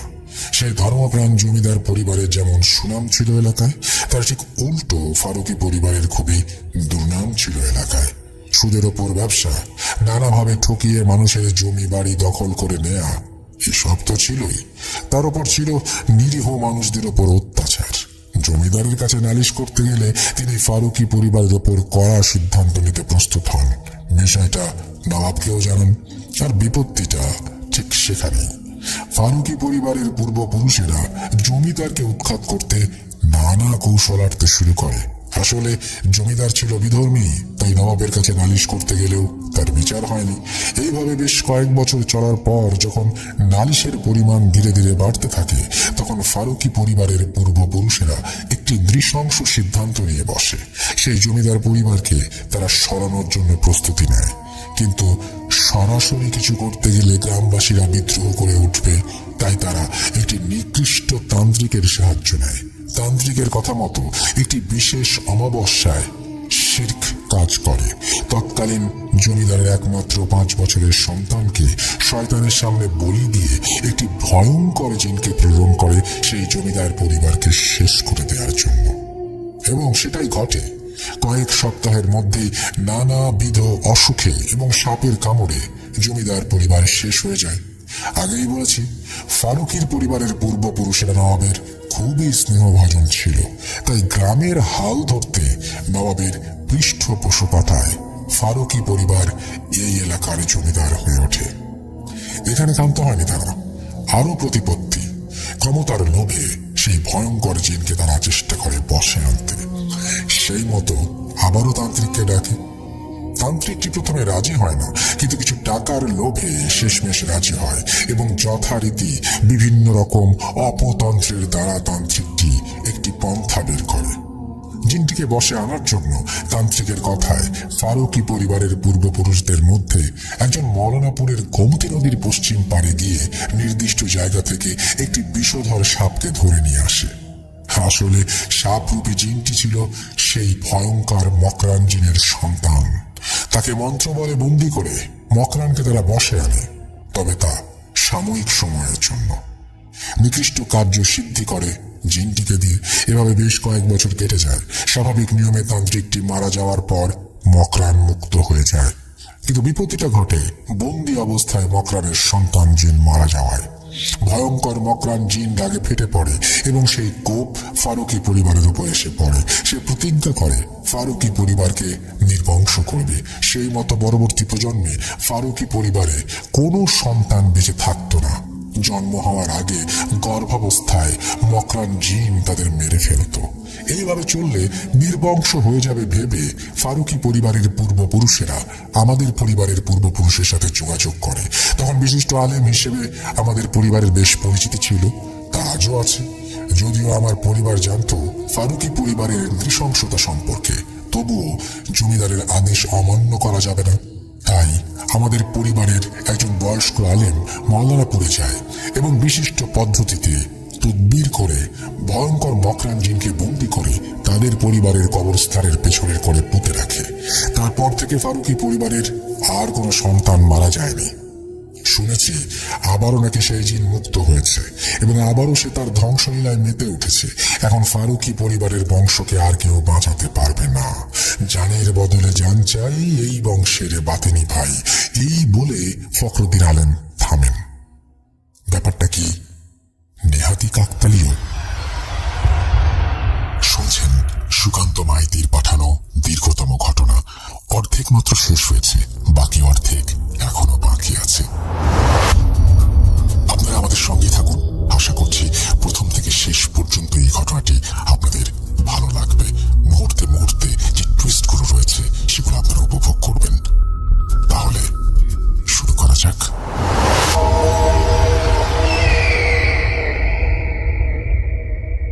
ব্যাপারটা কি নেহাতি কাকতালীয়, নাকি ফখরুদ্দিন আলেম সুলতানপুরে বসে লখনউ ও মৌলানাপুরে কি ঘটছে তা জেনে ফেললেন?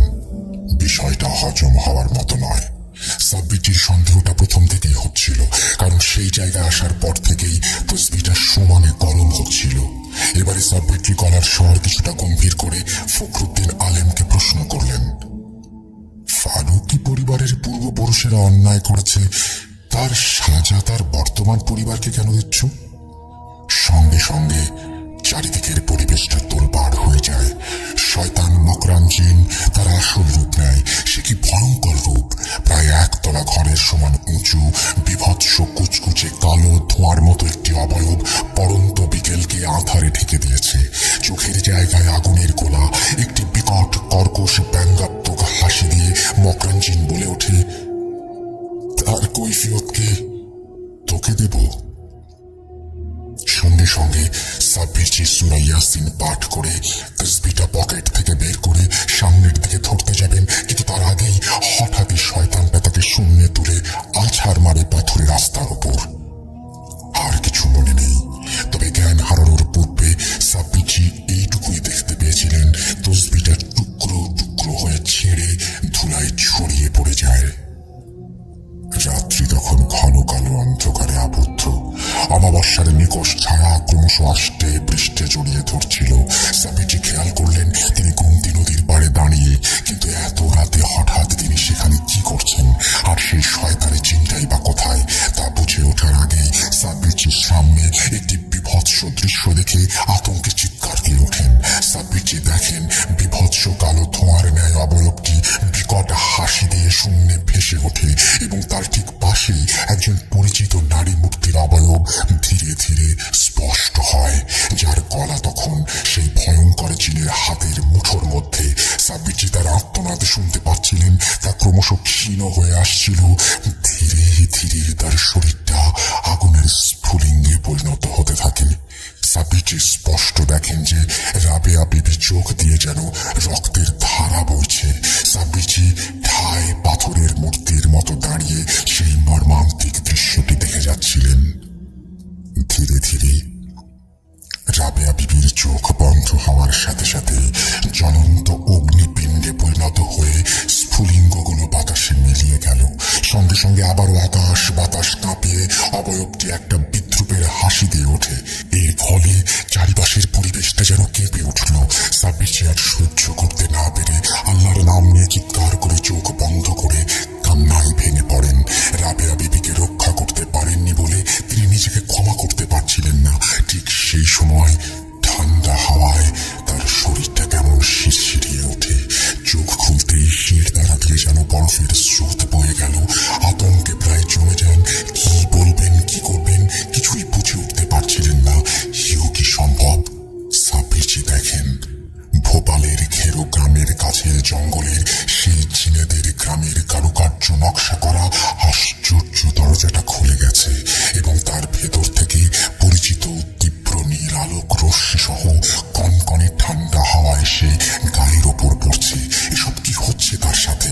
ঠিক সেই সময় ভেতর থেকে একটা গম্ভীর ভারী কণ্ঠস্বর সাব্বিরজিকে ডেকে ওঠে, সাব্বির ভেতরে এসো।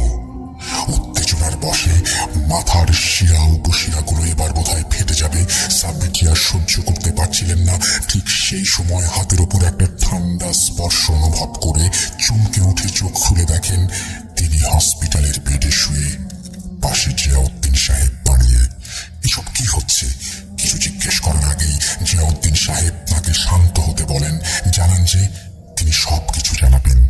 তার আগে পেশেন্টের জ্ঞান ফিরেছে দেখে পাশে কর্মরত নার্স বাইরে প্রতীক্ষারত ইমাম সাহেব ফরহান সাহেবকে খবর দেন। বলাই বাহুল্য সে জিয়াউদ্দিন সাহেবকে দেখেনি এবং না দেখাটাই স্বাভাবিক। জ্ঞান ফিরেছে খবর শুনে ফরহান সাহেব এবং ইমাম সাহেব কেবিনের ভেতরে প্রবেশ করেন। ফরহান সাহেব জানান নওয়াজউদ্দিন সাহেব একটি মিটিং অ্যাটেন্ড করছেন, সেটা সেরেই তিনি আসবেন। সাব্বিরজি হতবাক হয়ে তাকাচ্ছিলেন। তিনি যে 3 দিন ধরে হসপিটালে ভর্তি তা বিশ্বাসই করতে পারছিলেন না। এটুকু নিশ্চিত একটু আগে তিনি যা দেখেছেন তা সবই স্বপ্নে, কিন্তু 3 দিন ধরে তিনি অজ্ঞান। এখানেই বা কি করে এলেন? শেষবার যেটুকু মনে আছে, সুলতানপুরের শয়তানটা তাকে শূন্যে তুলে আছাড় মেরেছিল। আসল বিষয়টা গোপন করে সাব্বিরজি জিজ্ঞেস করেন কি হয়েছিল এবং এখানে কি করে এলেন? উত্তরে ফরহান সাহেব জানান নওয়াজউদ্দিন সাহেবের ড্রাইভারের কাছ থেকে শোনা। 3 দিন আগে আপনি যখন ফায়জাবাদ থেকে সুলতানপুরে গিয়েছিলেন, ড্রাইভার গলির মুখে গাড়ি থামিয়ে আপনার ঠিক পেছনেই অপেক্ষা করছিল। বেশ কিছুক্ষণ ধরে আপনাকে একটি বট গাছের কাছে দাঁড়িয়ে থাকতে দেখে। এরপর হঠাৎই লক্ষ্য করে আপনি নাকি শটান পাথরের রাস্তার উপর আছড়ে পড়ে যান। সেই দেখে ড্রাইভার সঙ্গে সঙ্গে ছুটে গিয়ে আপনাকে তুলে ধরে। মাথা কিছুটা ফেটে গিয়েছিল। সঙ্গে সঙ্গে কোনোভাবে প্রাথমিক চিকিৎসা করিয়ে নওয়াজউদ্দিন সাহেবের কথা মতো আপনাকে লখনউ নিয়ে আসা হয়। বিশিষ্ট ডাক্তারদের তত্ত্বাবধানে এই হসপিটালে আছেন। 3 দিন হুঁশ না আসার বিষয়টার চেয়ে বেশি ভাবাচ্ছিল একটু আগে স্বপ্নে যা তিনি দেখেছেন। জ্ঞান ফিরে এসেছে দেখে ডাক্তার এসে সবকিছু চেক আপ করে এবং সাব্বিরজিকে একটু রেস্ট নিতে বলে বাকি সবাইকে বাইরে যেতে বললেন। সাব্বিরজি ঠিক এটাই চেয়েছিলেন। উনি একান্তে জিয়াউদ্দিন সাহেবের সাথে কথা বলতে চাইছিলেন। সবাই বাইরে চলে গেলে জানালার কাছে সবার অলক্ষ্যে দাঁড়িয়ে থাকা জিয়াউদ্দিন সাহেব তার কাছে আসেন। সাব্বিরজি কিছু বলে ওঠার আগেই জিয়াউদ্দিন সাহেব দোয়া পড়ে তার মাথায় ফু দিয়ে হাত বোলাতে শুরু করলেন। সাব্বির, তুমি তো জানো তোমার স্বপ্নের ক্ষমতা। অতীতে যা ঘটে গেছে তা যেরকম দেখায়, আবার ভবিষ্যতে কি ঘটবে তাও তুমি স্বপ্নের মাধ্যমে জানতে পারো। আর সেরকমটাই ঘটেছে। তুমি অতীতের কিছু নির্মম দৃশ্যপট যেমন দেখেছো, তেমনি ভবিষ্যতে কিছু ঘটার ইঙ্গিত পেয়েছো। জানি তোমার অবাক হওয়ার অনেক কারণ আছে। কেন তুমি স্বপ্নে হঠাৎ ভোপালের জিনেদের গ্রামের দরজাটার সামনে গেলে আর শয়তান কি সত্যিই রাবেয়া বিবিকে মেরে ফেলেছে? নিজেকে শান্ত করো, আমি সব বলছি। প্রথমত তুমি এটা মাথা থেকে বের করে দাও যে রাবেয়া বিবির কিছু হয়েছে। সে সুস্থ আছে আলহামদুলিল্লাহ। সে যেরকম রুকসানা বিবিকে পাহারা দিচ্ছে, সেরকম তাদের সুরক্ষার জন্য আমার 100 জনের পাহারাদার জিনের দল তাদের বাড়ির চারপাশে অনবরত পাহারায় আছে। তাই তাদের এত সহজে কিছু হবে না ইনশাল্লাহ। এখন তুমি স্বপ্নে কি দেখলে? আসলে খুবই দুঃখের সঙ্গে জানাচ্ছি, স্বপ্নে যাকে দেখেছো সে রাবেয়া বিবি নয়, তার আপন বোন রেহানা বিবি। প্রায় অবিকল রাবেয়া বিবির মতোই দেখতে। রাতের বেলায় ঠিক পরিষ্কার করে তুমি দেখতে পাওনি, তাই রাবেয়া বিবি ভেবে ভুল করে বসেছিলে। যা ঘটার তা ঘটে গেছে।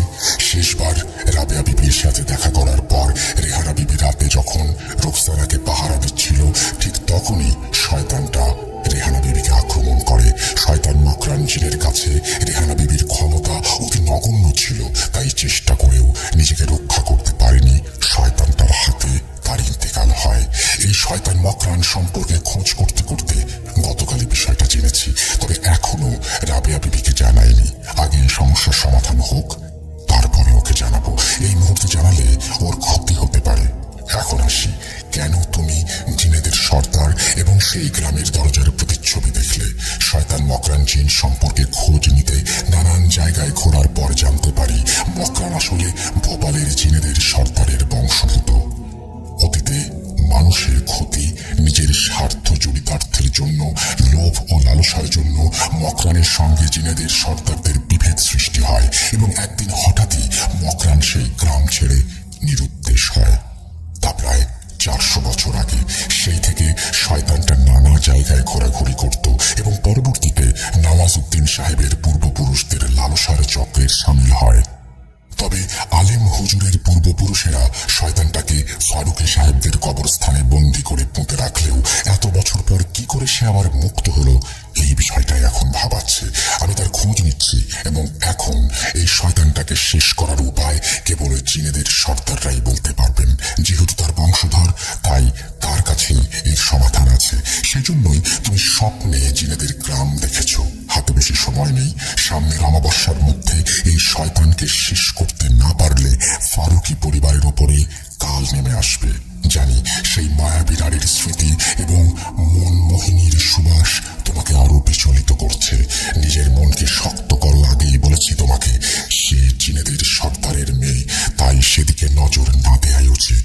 তোমাকে আবারও সেই গ্রামে যেতে হবে এবং আগের মতোই বিশিষ্ট আদর গোলাপের গোছা আশ্চর্য দরজার চৌকাঠের উপর রেখে বিশেষ সূরা পাঠ করে সেলাম দিতে হবে। ধৈর্য হারাবে না। জিনেদের সর্দার এসে তোমাকে যা দেবেন এবং যেভাবে বলবেন আমি ঠিক সেভাবেই এগোতে বলবো তোমাকে। আমাদের ঠিক সেভাবেই এগোতে হবে, এছাড়া আর কিছু করার নেই। তুমি সকালে রওনা দাও। আর তসবিহটা ছিঁড়ে যাওয়ার কারণটা নিশ্চয়ই এতক্ষণে বুঝতে পেরেছ। শয়তানটা নিকৃষ্ট হলেও সে জিনেদের সর্দারের বংশধর, তাই সে পেরেছিল ছিঁড়তে। যাই হোক, আমি তোমাকে আরো শক্তিশালী একটি তসবিহ দিচ্ছি, এটাকে হাতছাড়া করো না। এই বলে জিয়াউদ্দিন সাহেব থামেন। হাজার হোক, সাব্বির যে একজন রক্ত মাংসের মানুষ, অতীতের সেই স্মৃতি তাকে আবারও নাড়িয়ে দিয়েছিল। আবারও জিনেদের গ্রামের সেই স্মৃতি তার সামনে ভেসে ওঠে। সেই মায়াবী নারীর মোহিনী রূপের প্রতিচ্ছবি যেন চোখের সামনে ভাসতে থাকে।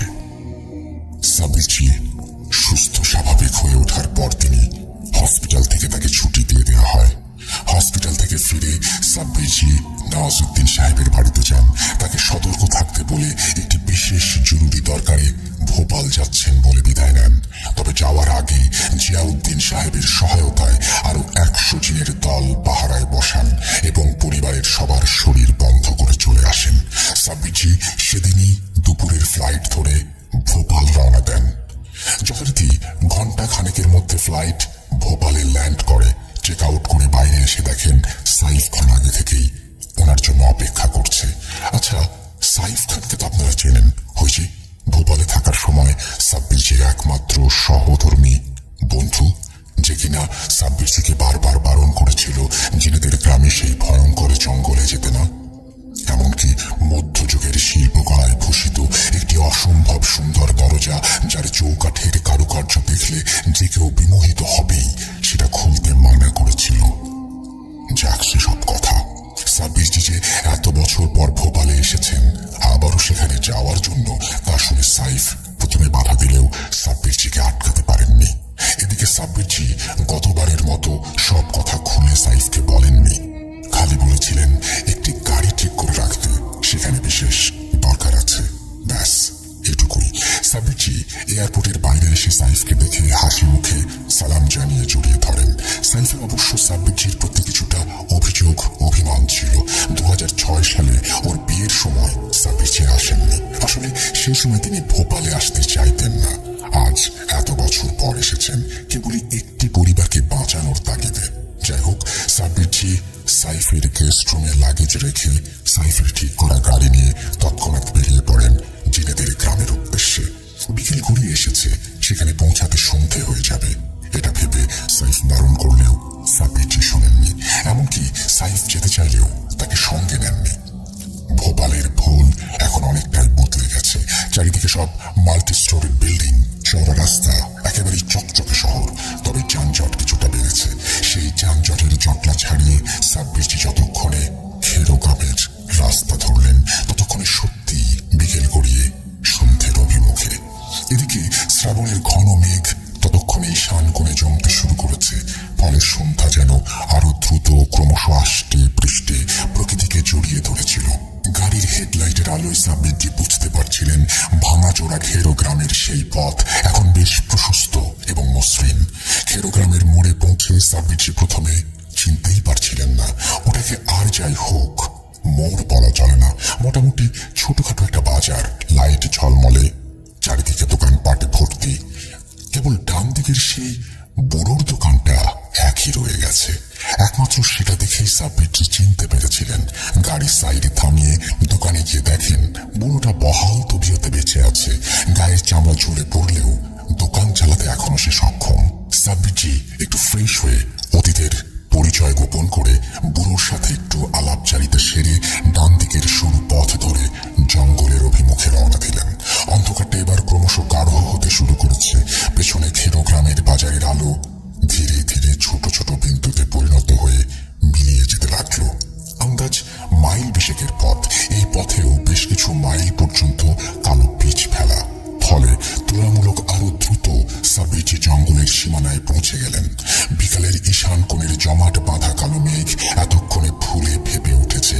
থেকে থেকে খালি গর্জে উঠছিল, এই বুঝি বৃষ্টি এলো। জিয়াউদ্দিন সাহেব আগেই সতর্ক করে রেখেছিলেন শয়তান মকরান তার পিছু নেবে।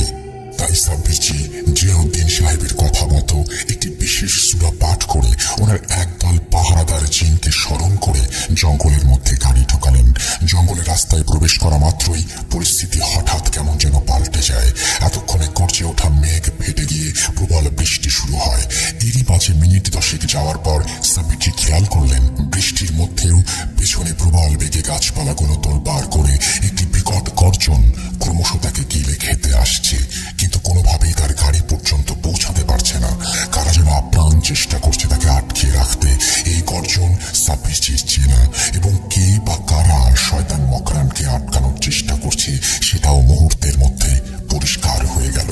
গাড়ির হেডলাইটের আলোয় সাব্বিরজি দেখলেন একদল সাদা পর্দা বা অবয়বের মতো কিছু তাকে অনুসরণ করে রাস্তার দুদিকে গাছে ঝুলতে ঝুলতে এগিয়ে যাচ্ছে।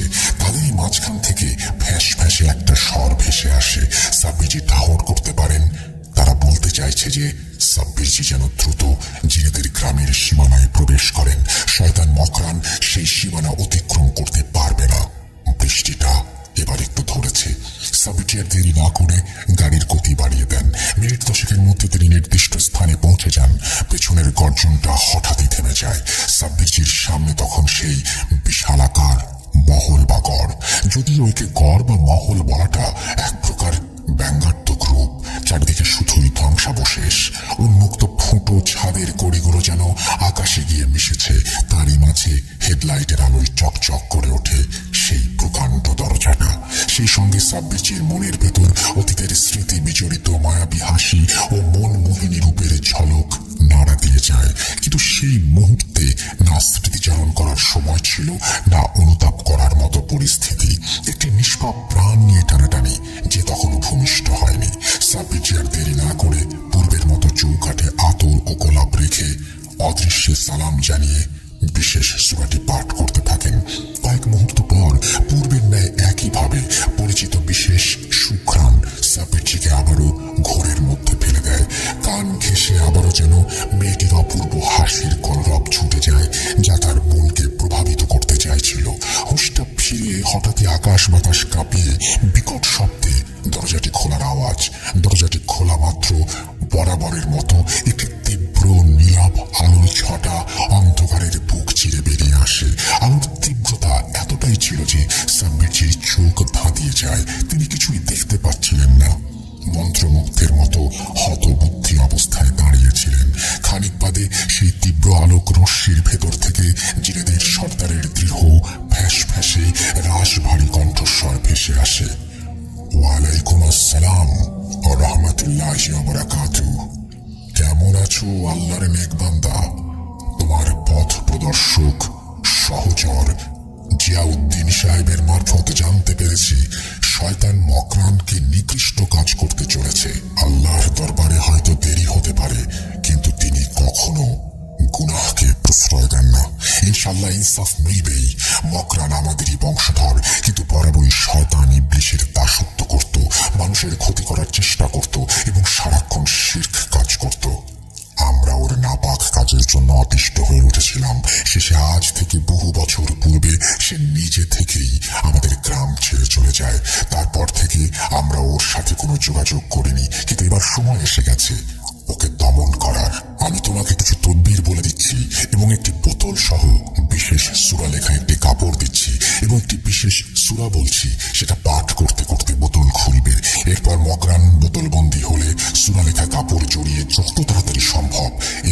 চৌকাঠের ওপর রেখে যাবে। বাকি তদবিরগুলো কিভাবে আমলে আনতে হবে সেটা তোমার সহচরী জিন বলে দেবেন। এখন তুমি এসো, ইনশাল্লাহ সফল হবেই।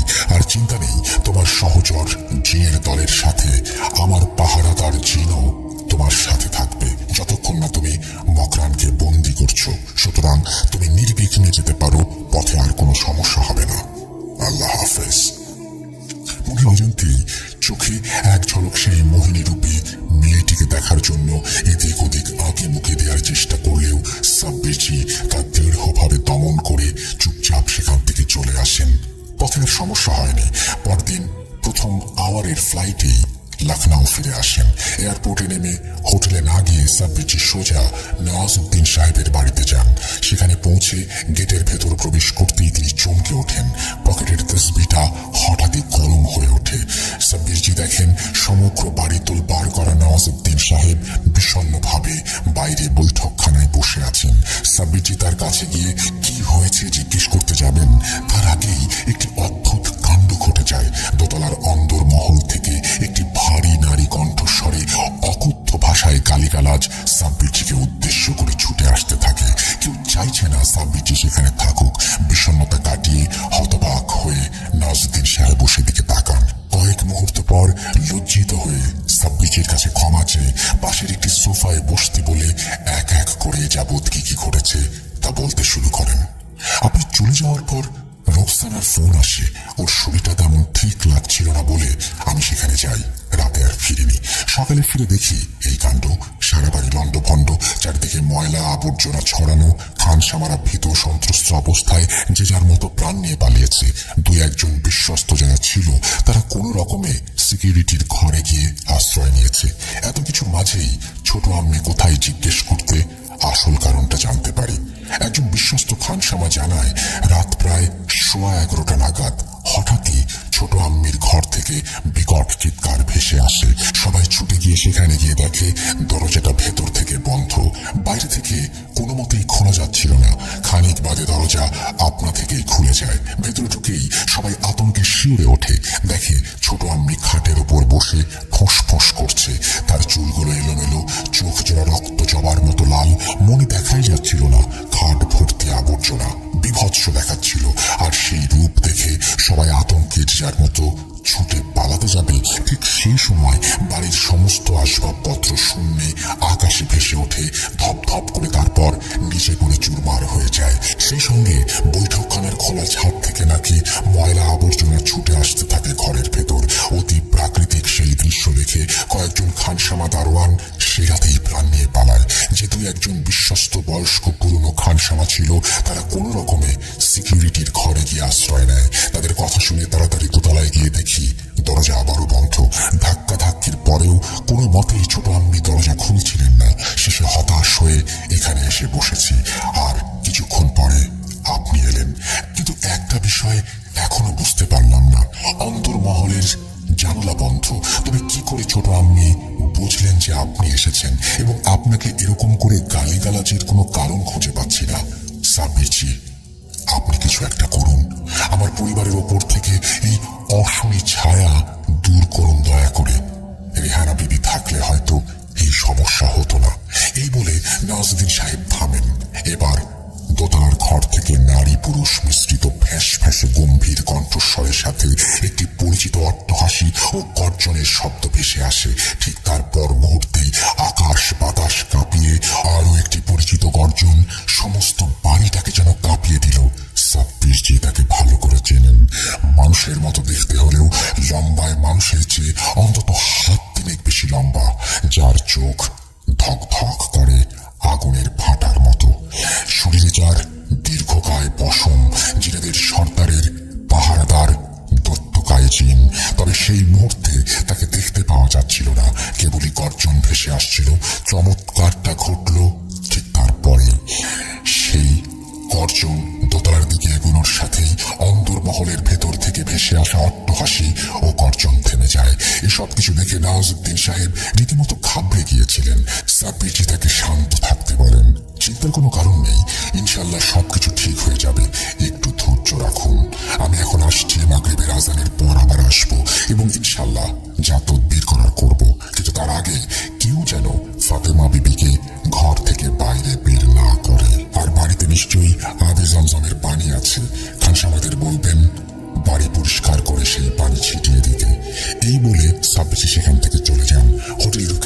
হয়ে ড্রয়িং রুমে আসতেই দেখেন জিয়াউদ্দিন সাহেব চিন্তাগ্রস্ত অবস্থায় জানালার পাশে দাঁড়িয়ে। সাব্বিরজি তাকে সালাম জানিয়ে নওয়াজউদ্দিন সাহেবের বাড়িতে ঘটে যাওয়া সমস্ত ঘটনা খুলে বলেন এবং জিনেদের সর্দার কি কি দিয়েছেন বা কি কি তদবির সম্পর্কে জানিয়েছেন জিয়াউদ্দিন সাহেবকে সেটাও জানান।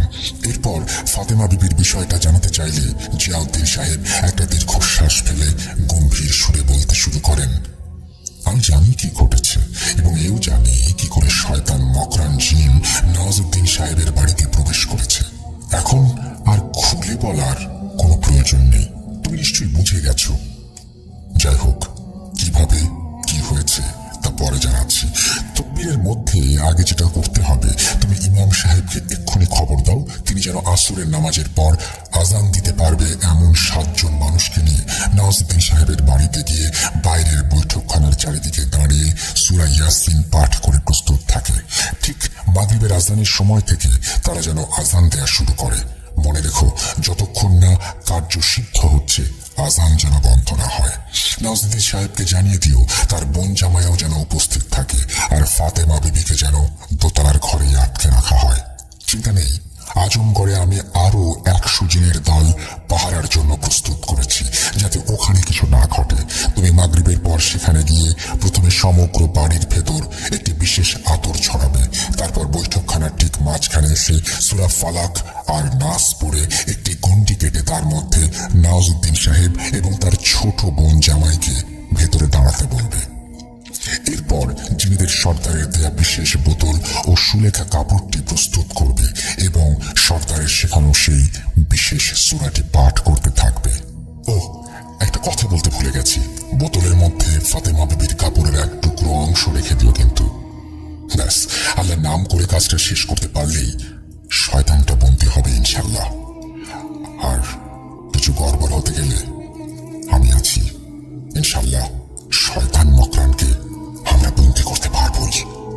এই বলে জিয়াউদ্দিন সাহেব চলে যাওয়ার পর সাব্বিরজি ইমাম সাহেবকে ফোন করে সমস্ত বিষয়টা বুঝিয়ে দেন। উত্তরে ইমাম সাহেব জানান যে ইনশাল্লাহ আসরের নামাজের পর উনি এবং ওনার দল বল নওয়াজউদ্দিন সাহেবের বাড়িতে পৌঁছে যাবেন। ইমাম সাহেবের ফোনটা কাটার পরেই সাব্বিরজি নওয়াজউদ্দিন সাহেবকে ফোন দেন এবং ইমাম সাহেব যে তার বাড়িতে যাচ্ছেন এবং কি কি করতে হবে তা সবকিছু বুঝিয়ে বলেন। নির্দিষ্ট সময়ে মাগরিবের আজানের পর সাব্বিরজি যতক্ষণে নওয়াজউদ্দিন সাহেবের বাড়িতে পৌঁছালেন ততক্ষণে সন্ধ্যা লখনউয়ের ঝিলমিলে আলোয় ডুবে মুশকুল হয়ে গেছে। গেটের ভেতর প্রবেশ করতেই দেখেন ইমাম সাহেব যথারীতি তার 7 জন সঙ্গীকে নিয়ে সাব্বিরজির কথা মতো বৈঠকখানার চারিদিকে পশ্চিম দিকে মুখ করে দাঁড়িয়ে সূরা পাঠ করে যাচ্ছেন। দেখলেন ফরহান সাহেবও এসেছেন। তা নিয়ে অবশ্য সাব্বিরজি একটু উদ্বিগ্ন ছিলেন, কারণ এরকম একটি ভয়ঙ্কর জিনকে বন্দী করার সময় নানা ঘটনা ঘটতে পারে, ফরহান সাহেব খামোখা বিপদের মধ্যে পড়তে পারেন। কিন্তু ফরহান সাহেব জানান, ইমাম সাহেব বলল আজই সেই শয়তান জিনকে আপনি বন্দী করবেন। ঘটনার শুরু থেকেই আপনার সঙ্গে আছি, তাই শেষটা দেখতে মানা করবেন না। সমস্যা নেই, আমি ঠিক নিজেকে সুরক্ষিত রাখতে পারবো। সাব্বিরজি আর কথা বাড়াননি। তাকে বৈঠকখানায় ঢুকতে দেখে নওয়াজউদ্দিন সাহেব এগিয়ে আসছেন। সাব্বিরজি দেখলেন তার বোন জামাই এসেছে। তারা বেশ অসন্তুষ্ট এবং বিরক্তির দৃষ্টিতে সাব্বিরজির দিকে তাকিয়েছিল। সাব্বিরজির কথা মতো তাদের আম্মিকে তখনও আটকে রাখা হয়েছিল। বিরক্তির কারণটা তাই স্পষ্ট। এরপর যখন নওয়াজউদ্দিন সাহেব পূর্ব পরিকল্পনা অনুসারে সাব্বিরজিকে তার ছোট আম্মির ব্যবহৃত কাপড়ের এক টুকরো অংশ দিলেন, তারা তখন রীতিমতো চেঁচিয়ে ওঠে, এসব কি হচ্ছে দাদা? এ আম্মির অপমান, তুমি কি করে চুপচাপ দাঁড়িয়ে আছো? নওয়াজউদ্দিন সাহেব শান্ত হয়ে বললেন, এতে আম্মির ভালো হবে। সাব্বিরজিও শান্তভাবে উত্তর দেন যে যা কিছু হচ্ছে তা কিছুক্ষণের মধ্যেই তারা জানতে পারবে। এরপর আর বিলম্ব না করে ঘরের সর্বত্র একটি বিশেষ আতর ছিটিয়ে সাব্বিরজি সূরা ফালাক আর নাস পাঠ করে বৈঠকখানার মাঝখানে একটি গণ্ডি কেটে তার ভেতরে নওয়াজউদ্দিন সাহেব ও তার বোন জামাইকে দাঁড়াতে বলেন। নাসরিনদের আপত্তি থাকলেও নওয়াজউদ্দিন সাহেবের নির্দেশ তারা অমান্য করতে পারেনি। 2 জন গণ্ডির মধ্যে এসে দাঁড়ায়। বাড়ির খানসামারা ভয়ে সিকিউরিটি গেটের কাছে দাঁড়িয়েছিল। এরপর সাব্বিরজি প্রস্তুত হবেন, ঠিক তখনই দোতলার ঘর থেকে আবারও চিৎকার ভেসে ওঠে। পরক্ষণে জিনেদের সর্দার পাহারাদার জিনের গর্জন সেই চিৎকারের সাথে মিশে গিয়ে বিভৎস শোনাচ্ছিল। গায়ে কাঁটা দেওয়ার মতো মনে হচ্ছিল তারা যেন হুটোপুটি মারামারিতে ব্যস্ত। এরকমটা হবে সাব্বিরজি আগেই আঁচ করতে পেরেছিলেন। তাই সেদিকে গুরুত্ব না দিয়ে পকেট থেকে তসবিহটা বের করে আঙুলে পেঁচিয়ে এক মনে সূরা পাঠরত অবস্থায় ইমাম সাহেবকে ইশারা করতেই ইমাম সাহেব সহ তার সহযোগী 7 জন মানুষ একযোগে আজান দেয়া শুরু করলো। আর ঠিক তখনই খুবই ভয়ঙ্কর একটি দৃশ্যের জন্ম হলো। খানসামার আতঙ্কে চিৎকার করে উঠল। সাব্বিরজি জানতেন মকরান কোনো সাধারণ জিন নয়, সে খুবই শক্তিশালী একটি শয়তান জিন। তাই সে তার খেলা দেখাবেই, এটাই স্বাভাবিক। আজানের আওয়াজ তীব্র হওয়ার সাথে সাথেই অদৃশ্যে অন্ধকার আকাশ থেকে ময়লা আবর্জনা ছুটে এসে সেই দিকে বৈঠকখানার দিকে পড়তে লাগলো। সাব্বিরজি সূরা পড়া অব্যাহত রেখে খানসামাদের ইশারায় বলেন যেন দ্রুত সবকিছু পরিষ্কার করে তারা। জিয়াউদ্দিন সাহেব ততক্ষণে এসে গেছেন। তিনি পেছন থেকে আওয়াজ দিলেন, এবার আসল কাজটা শুরু করো সাব্বির, হাতে আর বেশি সময় নেই। সেই মতো সাব্বিরজি ব্যাগের ভেতর থেকে সেই বিশেষ বোতল ও সূরা লেখা কাপড়টি বের করে গণ্ডির ভেতর রেখে জিনেদের সর্দারদের শেখানো বিশেষ সূরাটি পাঠ করতে শুরু করলেন। আর ঠিক তারপরেই এক অভাবনীয় ঘটনা ঘটে যায়। সবাই হতবাক হয়ে দেখে দোতলার অন্দরমহলে চিৎকার হুটোপুটি ক্রমশ বাড়ছে। আর এক পর্যায়ে অন্দরমহলের একটি জানালা ভেঙে অদৃশ্য কিছু একটা সোজা এসে বৈঠকখানার মেঝের উপর আছড়ে পড়ে। সেই সঙ্গে একটি আর্তনাদের গর্জন সবাই শুনতে পায়। সাব্বিরজি এবং জিয়াউদ্দিন সাহেব পরিষ্কার দেখলেন কিভাবে ওরকম দীর্ঘকায় লোমশযুক্ত বলশালী পাহারাদার জিন ব্যথায় গোঙাতে গোঙাতে আগুনের স্ফুলিঙ্গ হয়ে উধাও হয়ে গেল। আরো একটা জিনের মৃত্যু হলো সেই ভয়ঙ্কর মকরান জিনের হাতে।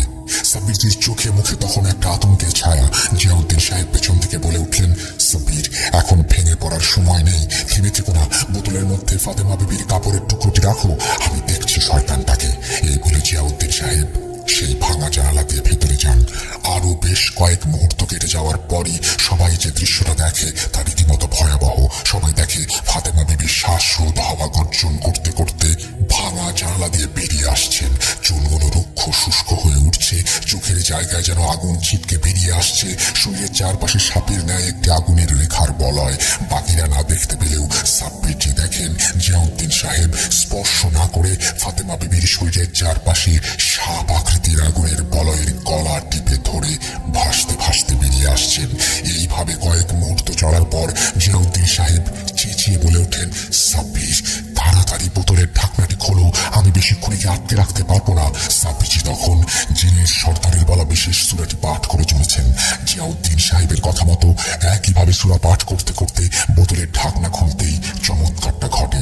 সবাই আশ্চর্য হয়ে দেখে সাপের আকৃতির মতো আগুনের রেখাটি ধীরে ধীরে সরু হয়ে বোতলের মধ্যে এসে ঢুকে যায় এবং ঢোকা মাত্রই সাব্বিরজি ঢাকনা বন্ধ করে সূরা লেখা কাপড়টি বোতলের চারদিকে পেঁচিয়ে ব্যাগের মধ্যে ঢোকান। এদিকে ফাতেমা বিবি ততক্ষণে অজ্ঞান অবস্থায় স্বাভাবিক শরীরে মেঝেতে লুটিয়ে পড়ে। তা দেখে নওয়াজউদ্দিন সাহেবরা ছুটে যান। ইমাম সাহেব ও তার সহচরেরা আজান থামান। এই সবকিছু শেষ হতে হতে রাত প্রায় 10টা বেজে যায়। সাব্বিরজি একটি প্রশান্তির নিঃশ্বাস ফেলে নওয়াজউদ্দিন সাহেবকে বলেন, সমস্যা মিটে গেছে, কিন্তু কিভাবে পুনরায় এই ভয়ঙ্কর জিন ফিরে এলো সেসব বৃত্তান্ত কাল এসে জানাচ্ছি। এখন যত তাড়াতাড়ি সম্ভব এই বোতলটিকে উপযুক্ত স্থানে রেখে আসতে হবে। আপনার ছোট আম্মি এখন সুস্থ, বাকি শারীরিক ক্ষতি যা হয়েছে তা ইনশাল্লাহ ডাক্তার এসে বুঝে নেবেন। হাতে সময় নেই, আমি আসছি, ইনশাল্লাহ কালকে কথা হবে। এই বলে জিয়াউদ্দিন সাহেব সহ ইমাম সাহেব ও ফারহান সাহেব সহ সবাইকে নিয়ে তারা বেরিয়ে আসেন। রাতে ঘুমোতে পারেননি। ভোরে ফার্স্ট ফ্লাইট ধরে ভোপালে যতক্ষণে সাব্বিরজি নামেন ততক্ষণে সকাল 7টার মতো বেজে গেছে। সাইফ পূর্ব পরিকল্পনা অনুযায়ী আগে থেকেই গাড়ি প্রস্তুত করে রেখেছিল। সাব্বিরজি এবারে সাইফকে নিয়ে এয়ারপোর্ট থেকে সোজা খেরো গ্রামের উদ্দেশ্যে রওনা দেন। পথে মোটামুটি একটা সারাংশ সাইফকে দিয়ে দেন। তিনি জানিয়ে দেন যে কেন একদিন তিনি ভোপালে এসেছেন।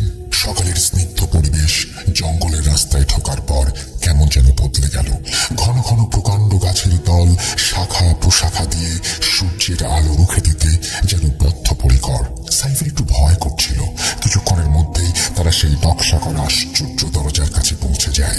সাব্বিরজি সাইফকে গাড়িতে রেখে আশ্চর্য দরজার সামনে গিয়ে একইভাবে সেলাম জানিয়ে সূরা পাঠ করে আতর গোলাপের গোছা চৌকাঠে রাখার পর দরজাটা জং ধরা কর্কশ শব্দে খুলে যায় এবং তীব্র আলোক রশ্মি বেরিয়ে আসে।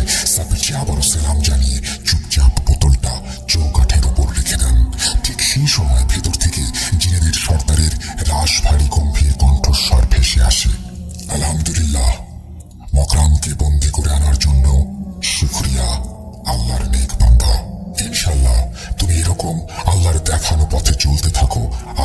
আমার সহায় হবেন।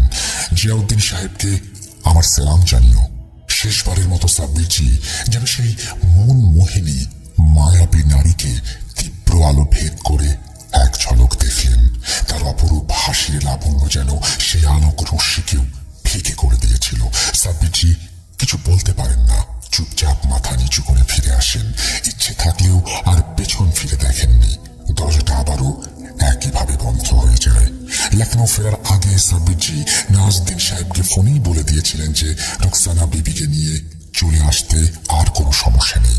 হোটেলে ঢুকতেই দেখেন যে জিয়াউদ্দিন সাহেব ও রাবেয়া বিবি দাঁড়িয়ে। রাবেয়া বিবিকে দেখে সাব্বিরজির চোখ ছলছল করে ওঠে। রাবেয়া বিবির চোখে মুখে তখনও জিজ্ঞাসু দৃষ্টি। সাব্বিরজি উত্তর দিতে পারছিলেন না যে রেহানা বিবি কোথায়। পরিস্থিতি সামলে জিয়াউদ্দিন সাহেব নিজেই শান্তস্বরে বলেন, রেহানা বিবি আর নেই, আমাদের ছেড়ে চলে গেছেন। আল্লাহ ওনাকে জান্নাত নসিব করুন। যে রাতে রেহানা বিবি তোমার সঙ্গে দেখা করেছিল সেই রাতে শয়তানটা তাকে হত্যা করে। আমরা তোমাকে জানাইনি, কারণ এরকম একটা পরিস্থিতির মধ্যে তুমি বিষয়টা জানলে ভেঙে পড়তে। শয়তান মকরানকে বন্দি করতে সমস্যা হতো, তাই শয়তানটাকে বন্দি করার পর তোমাকে জানালাম। জিয়াউদ্দিন সাহেবের কথা শুনে রাবেয়া বিবি কান্নায় ভেঙে পড়েন। কিছুক্ষণ পর শান্ত হয়ে জিজ্ঞেস করেন যে শয়তান মকরান কি করে ফারুকি পরিবারের মধ্যে পুনরায় এলো। উত্তরে জিয়াউদ্দিন সাহেব বলতে শুরু করেন, ফারুকি পরিবারের পূর্বপুরুষেরা শয়তান মকরানকে বন্দি করে ওদেরই কবরস্থানে পুঁতে রেখেছিল, কিন্তু এতকাল পরে সেই পরিবারের সদস্যের হাতেই শয়তানটা আবারও মুক্ত হয় এবং পরিবারের সেই সদস্য আর কেউ নয়, নওয়াজউদ্দিন সাহেবের ছোট আম্মি ফাতেমা বিবি। বিয়ের পর থেকে সে রিয়াজউদ্দিন সাহেবের প্রথম বেগমের সন্তানকে মোটেও পছন্দ করতেন না, কিন্তু সেটা ঘূর্ণাক্ষরেও টের পেতে দেননি। একটু একটু করে তাদের পরিবারকে শেষ করার জন্য তিনি উদ্যোগ নেন। একদিন ফারুকি পরিবারের পূর্বপুরুষদের কীর্তি জানতে পেরে ঠিক করে শয়তান মকরানকে মুক্ত করবে। সেই মতো একজন নিকৃষ্ট তান্ত্রিকের সাহায্যে মকরানকে আবারও মুক্ত করা হয়। এমনকি মুক্ত করার জন্য ফাতেমা বিবি নিজের রক্ত পর্যন্ত দেয়। শয়তানটা আবারও মুক্ত হয়ে নওয়াজউদ্দিন সাহেবের পরিবারকে সমূলে নির্মূল করার জন্য প্রস্তুত হয়। নওয়াজউদ্দিন সাহেব শেষ হয়ে গেলে সম্পূর্ণ সম্পত্তি নাসরিনের হয়ে যাবে, সেই মতো সবকিছু এগোচ্ছিল। কিন্তু বিপত্তিটা ঘটে যায় রেহানা বিবিকে নিয়ে। রুকসানা বিবির ক্ষতি করতে গেলে রেহানা বিবি বাধা দিত, তাই মকরান প্রথমে রেহানা বিবিকে হত্যা করে। এখন আসি, এত সুরক্ষা বলয় থাকতে শয়তান মকরান কি করে ভেতরে প্রবেশ করে। তোমরা জানো, বিনা অনুমতিতে কোনো জিন সেই কড়া সুরক্ষা ভেদ করতে পারত না, তাই ফাতেমা বিবি নিজে তাকে আহ্বান করে। সশরীরে ঢুকতে পারবে না বলে শয়তান মকরান ফাতেমা বিবির শরীরে ঢুকে ভেতরে প্রবেশ করেছিল। যাই হোক, তবে আমার মনে হয় সাব্বির নওয়াজউদ্দিন সাহেবকে সবকিছু বললেও খেয়াল রেখো উনি যেন ফাতেমা বিবিকে কিছু না বলেন, এবং সেটাই বোধহয় মঙ্গল। সাব্বিরজি নীরবে সম্মতি জানান। সন্ধ্যায় ইমাম সাহেব ও ফরহান সাহেবকে সঙ্গে নিয়ে আবার নওয়াজউদ্দিন সাহেবের বাড়িতে যান। সেখানে গিয়ে জানতে পারেন ফাতেমা বিবির তখনও জ্ঞান ফেরেনি, ডাক্তারি চিকিৎসা চলছে। রুকসানা বিবি ফিরে এসেছেন। নাসরিন ও তার জামাই তখন দোতলায় ফাতেমা বিবির ঘরেই ছিল। সাব্বিরজি নওয়াজউদ্দিন সাহেবকে একান্তে ডেকে যতটা সংক্ষেপে বলা সম্ভব পুরো বিষয়টা বলেন। নওয়াজউদ্দিন সাহেব প্রথমে বিশ্বাসই করতে পারছিলেন না। তিনি বিষণ্ণতায় ভেঙে পড়েন। সাব্বিরজি তাকে শান্ত থাকতে বলেন। ফাতেমা বিবি বা বাড়ির কেউ যেন বিষয়টা জানতে না পারে, তবে এবার থেকে সতর্ক থাকতে হবে। নওয়াজউদ্দিন সাহেব সম্মতি জানান এবং ঠিক করেন সম্পত্তির 60 ভাগ ও বড় ইমাম দরবারের সেই পুস্তলি বাংলো নাসরিনের নামে করে দেবেন, এবং তিনি ও রুকসানা লখনৌতে তাদের অন্য আরেকটি বাংলোতে চলে যাবেন। এরপর সাব্বিরজি বিদায় নেওয়ার জন্য প্রস্তুত হন। ঠিক তখনই রাবেয়া বিবি এসে জানান যে রুকসানা বিবির সন্তান যতদিন না ভূমিষ্ঠ হচ্ছে ততদিন উনি তার সাথে থাকবেন, যাতে তার কোনো সমস্যা না হয়। সাব্বিরজি নীরবে সম্মতি জানিয়ে সবার কাছ থেকে বিদায় নিয়ে চলে আসেন। পরবর্তীতে রাবেয়া বিবির কাছ থেকে জানতে পারেন ফাতেমা বিবি আর কখনোই বিছানা ছেড়ে উঠতে পারেননি। এমনকি যে কদিন বেঁচে ছিল বোবা হয়ে গিয়েছিল। মাস তিনেকের মধ্যেই মারা যায়। তবে নওয়াজউদ্দিন সাহেবকে দেখলে কিছু বলার চেষ্টা করত, পারত না, খালি দু চোখ জলে ভেসে যেত। আল্লাহ তাকে তার কৃতকর্মের সাজা দিয়েছেন। শয়তান মকরান তার কার্য সিদ্ধি করতে না পেরে ফাতেমা বিবির শরীর ছেড়ে যাওয়ার সময় তার ক্ষতি করে দিয়ে গিয়েছিল, এবং তার ফলশ্রুতিতে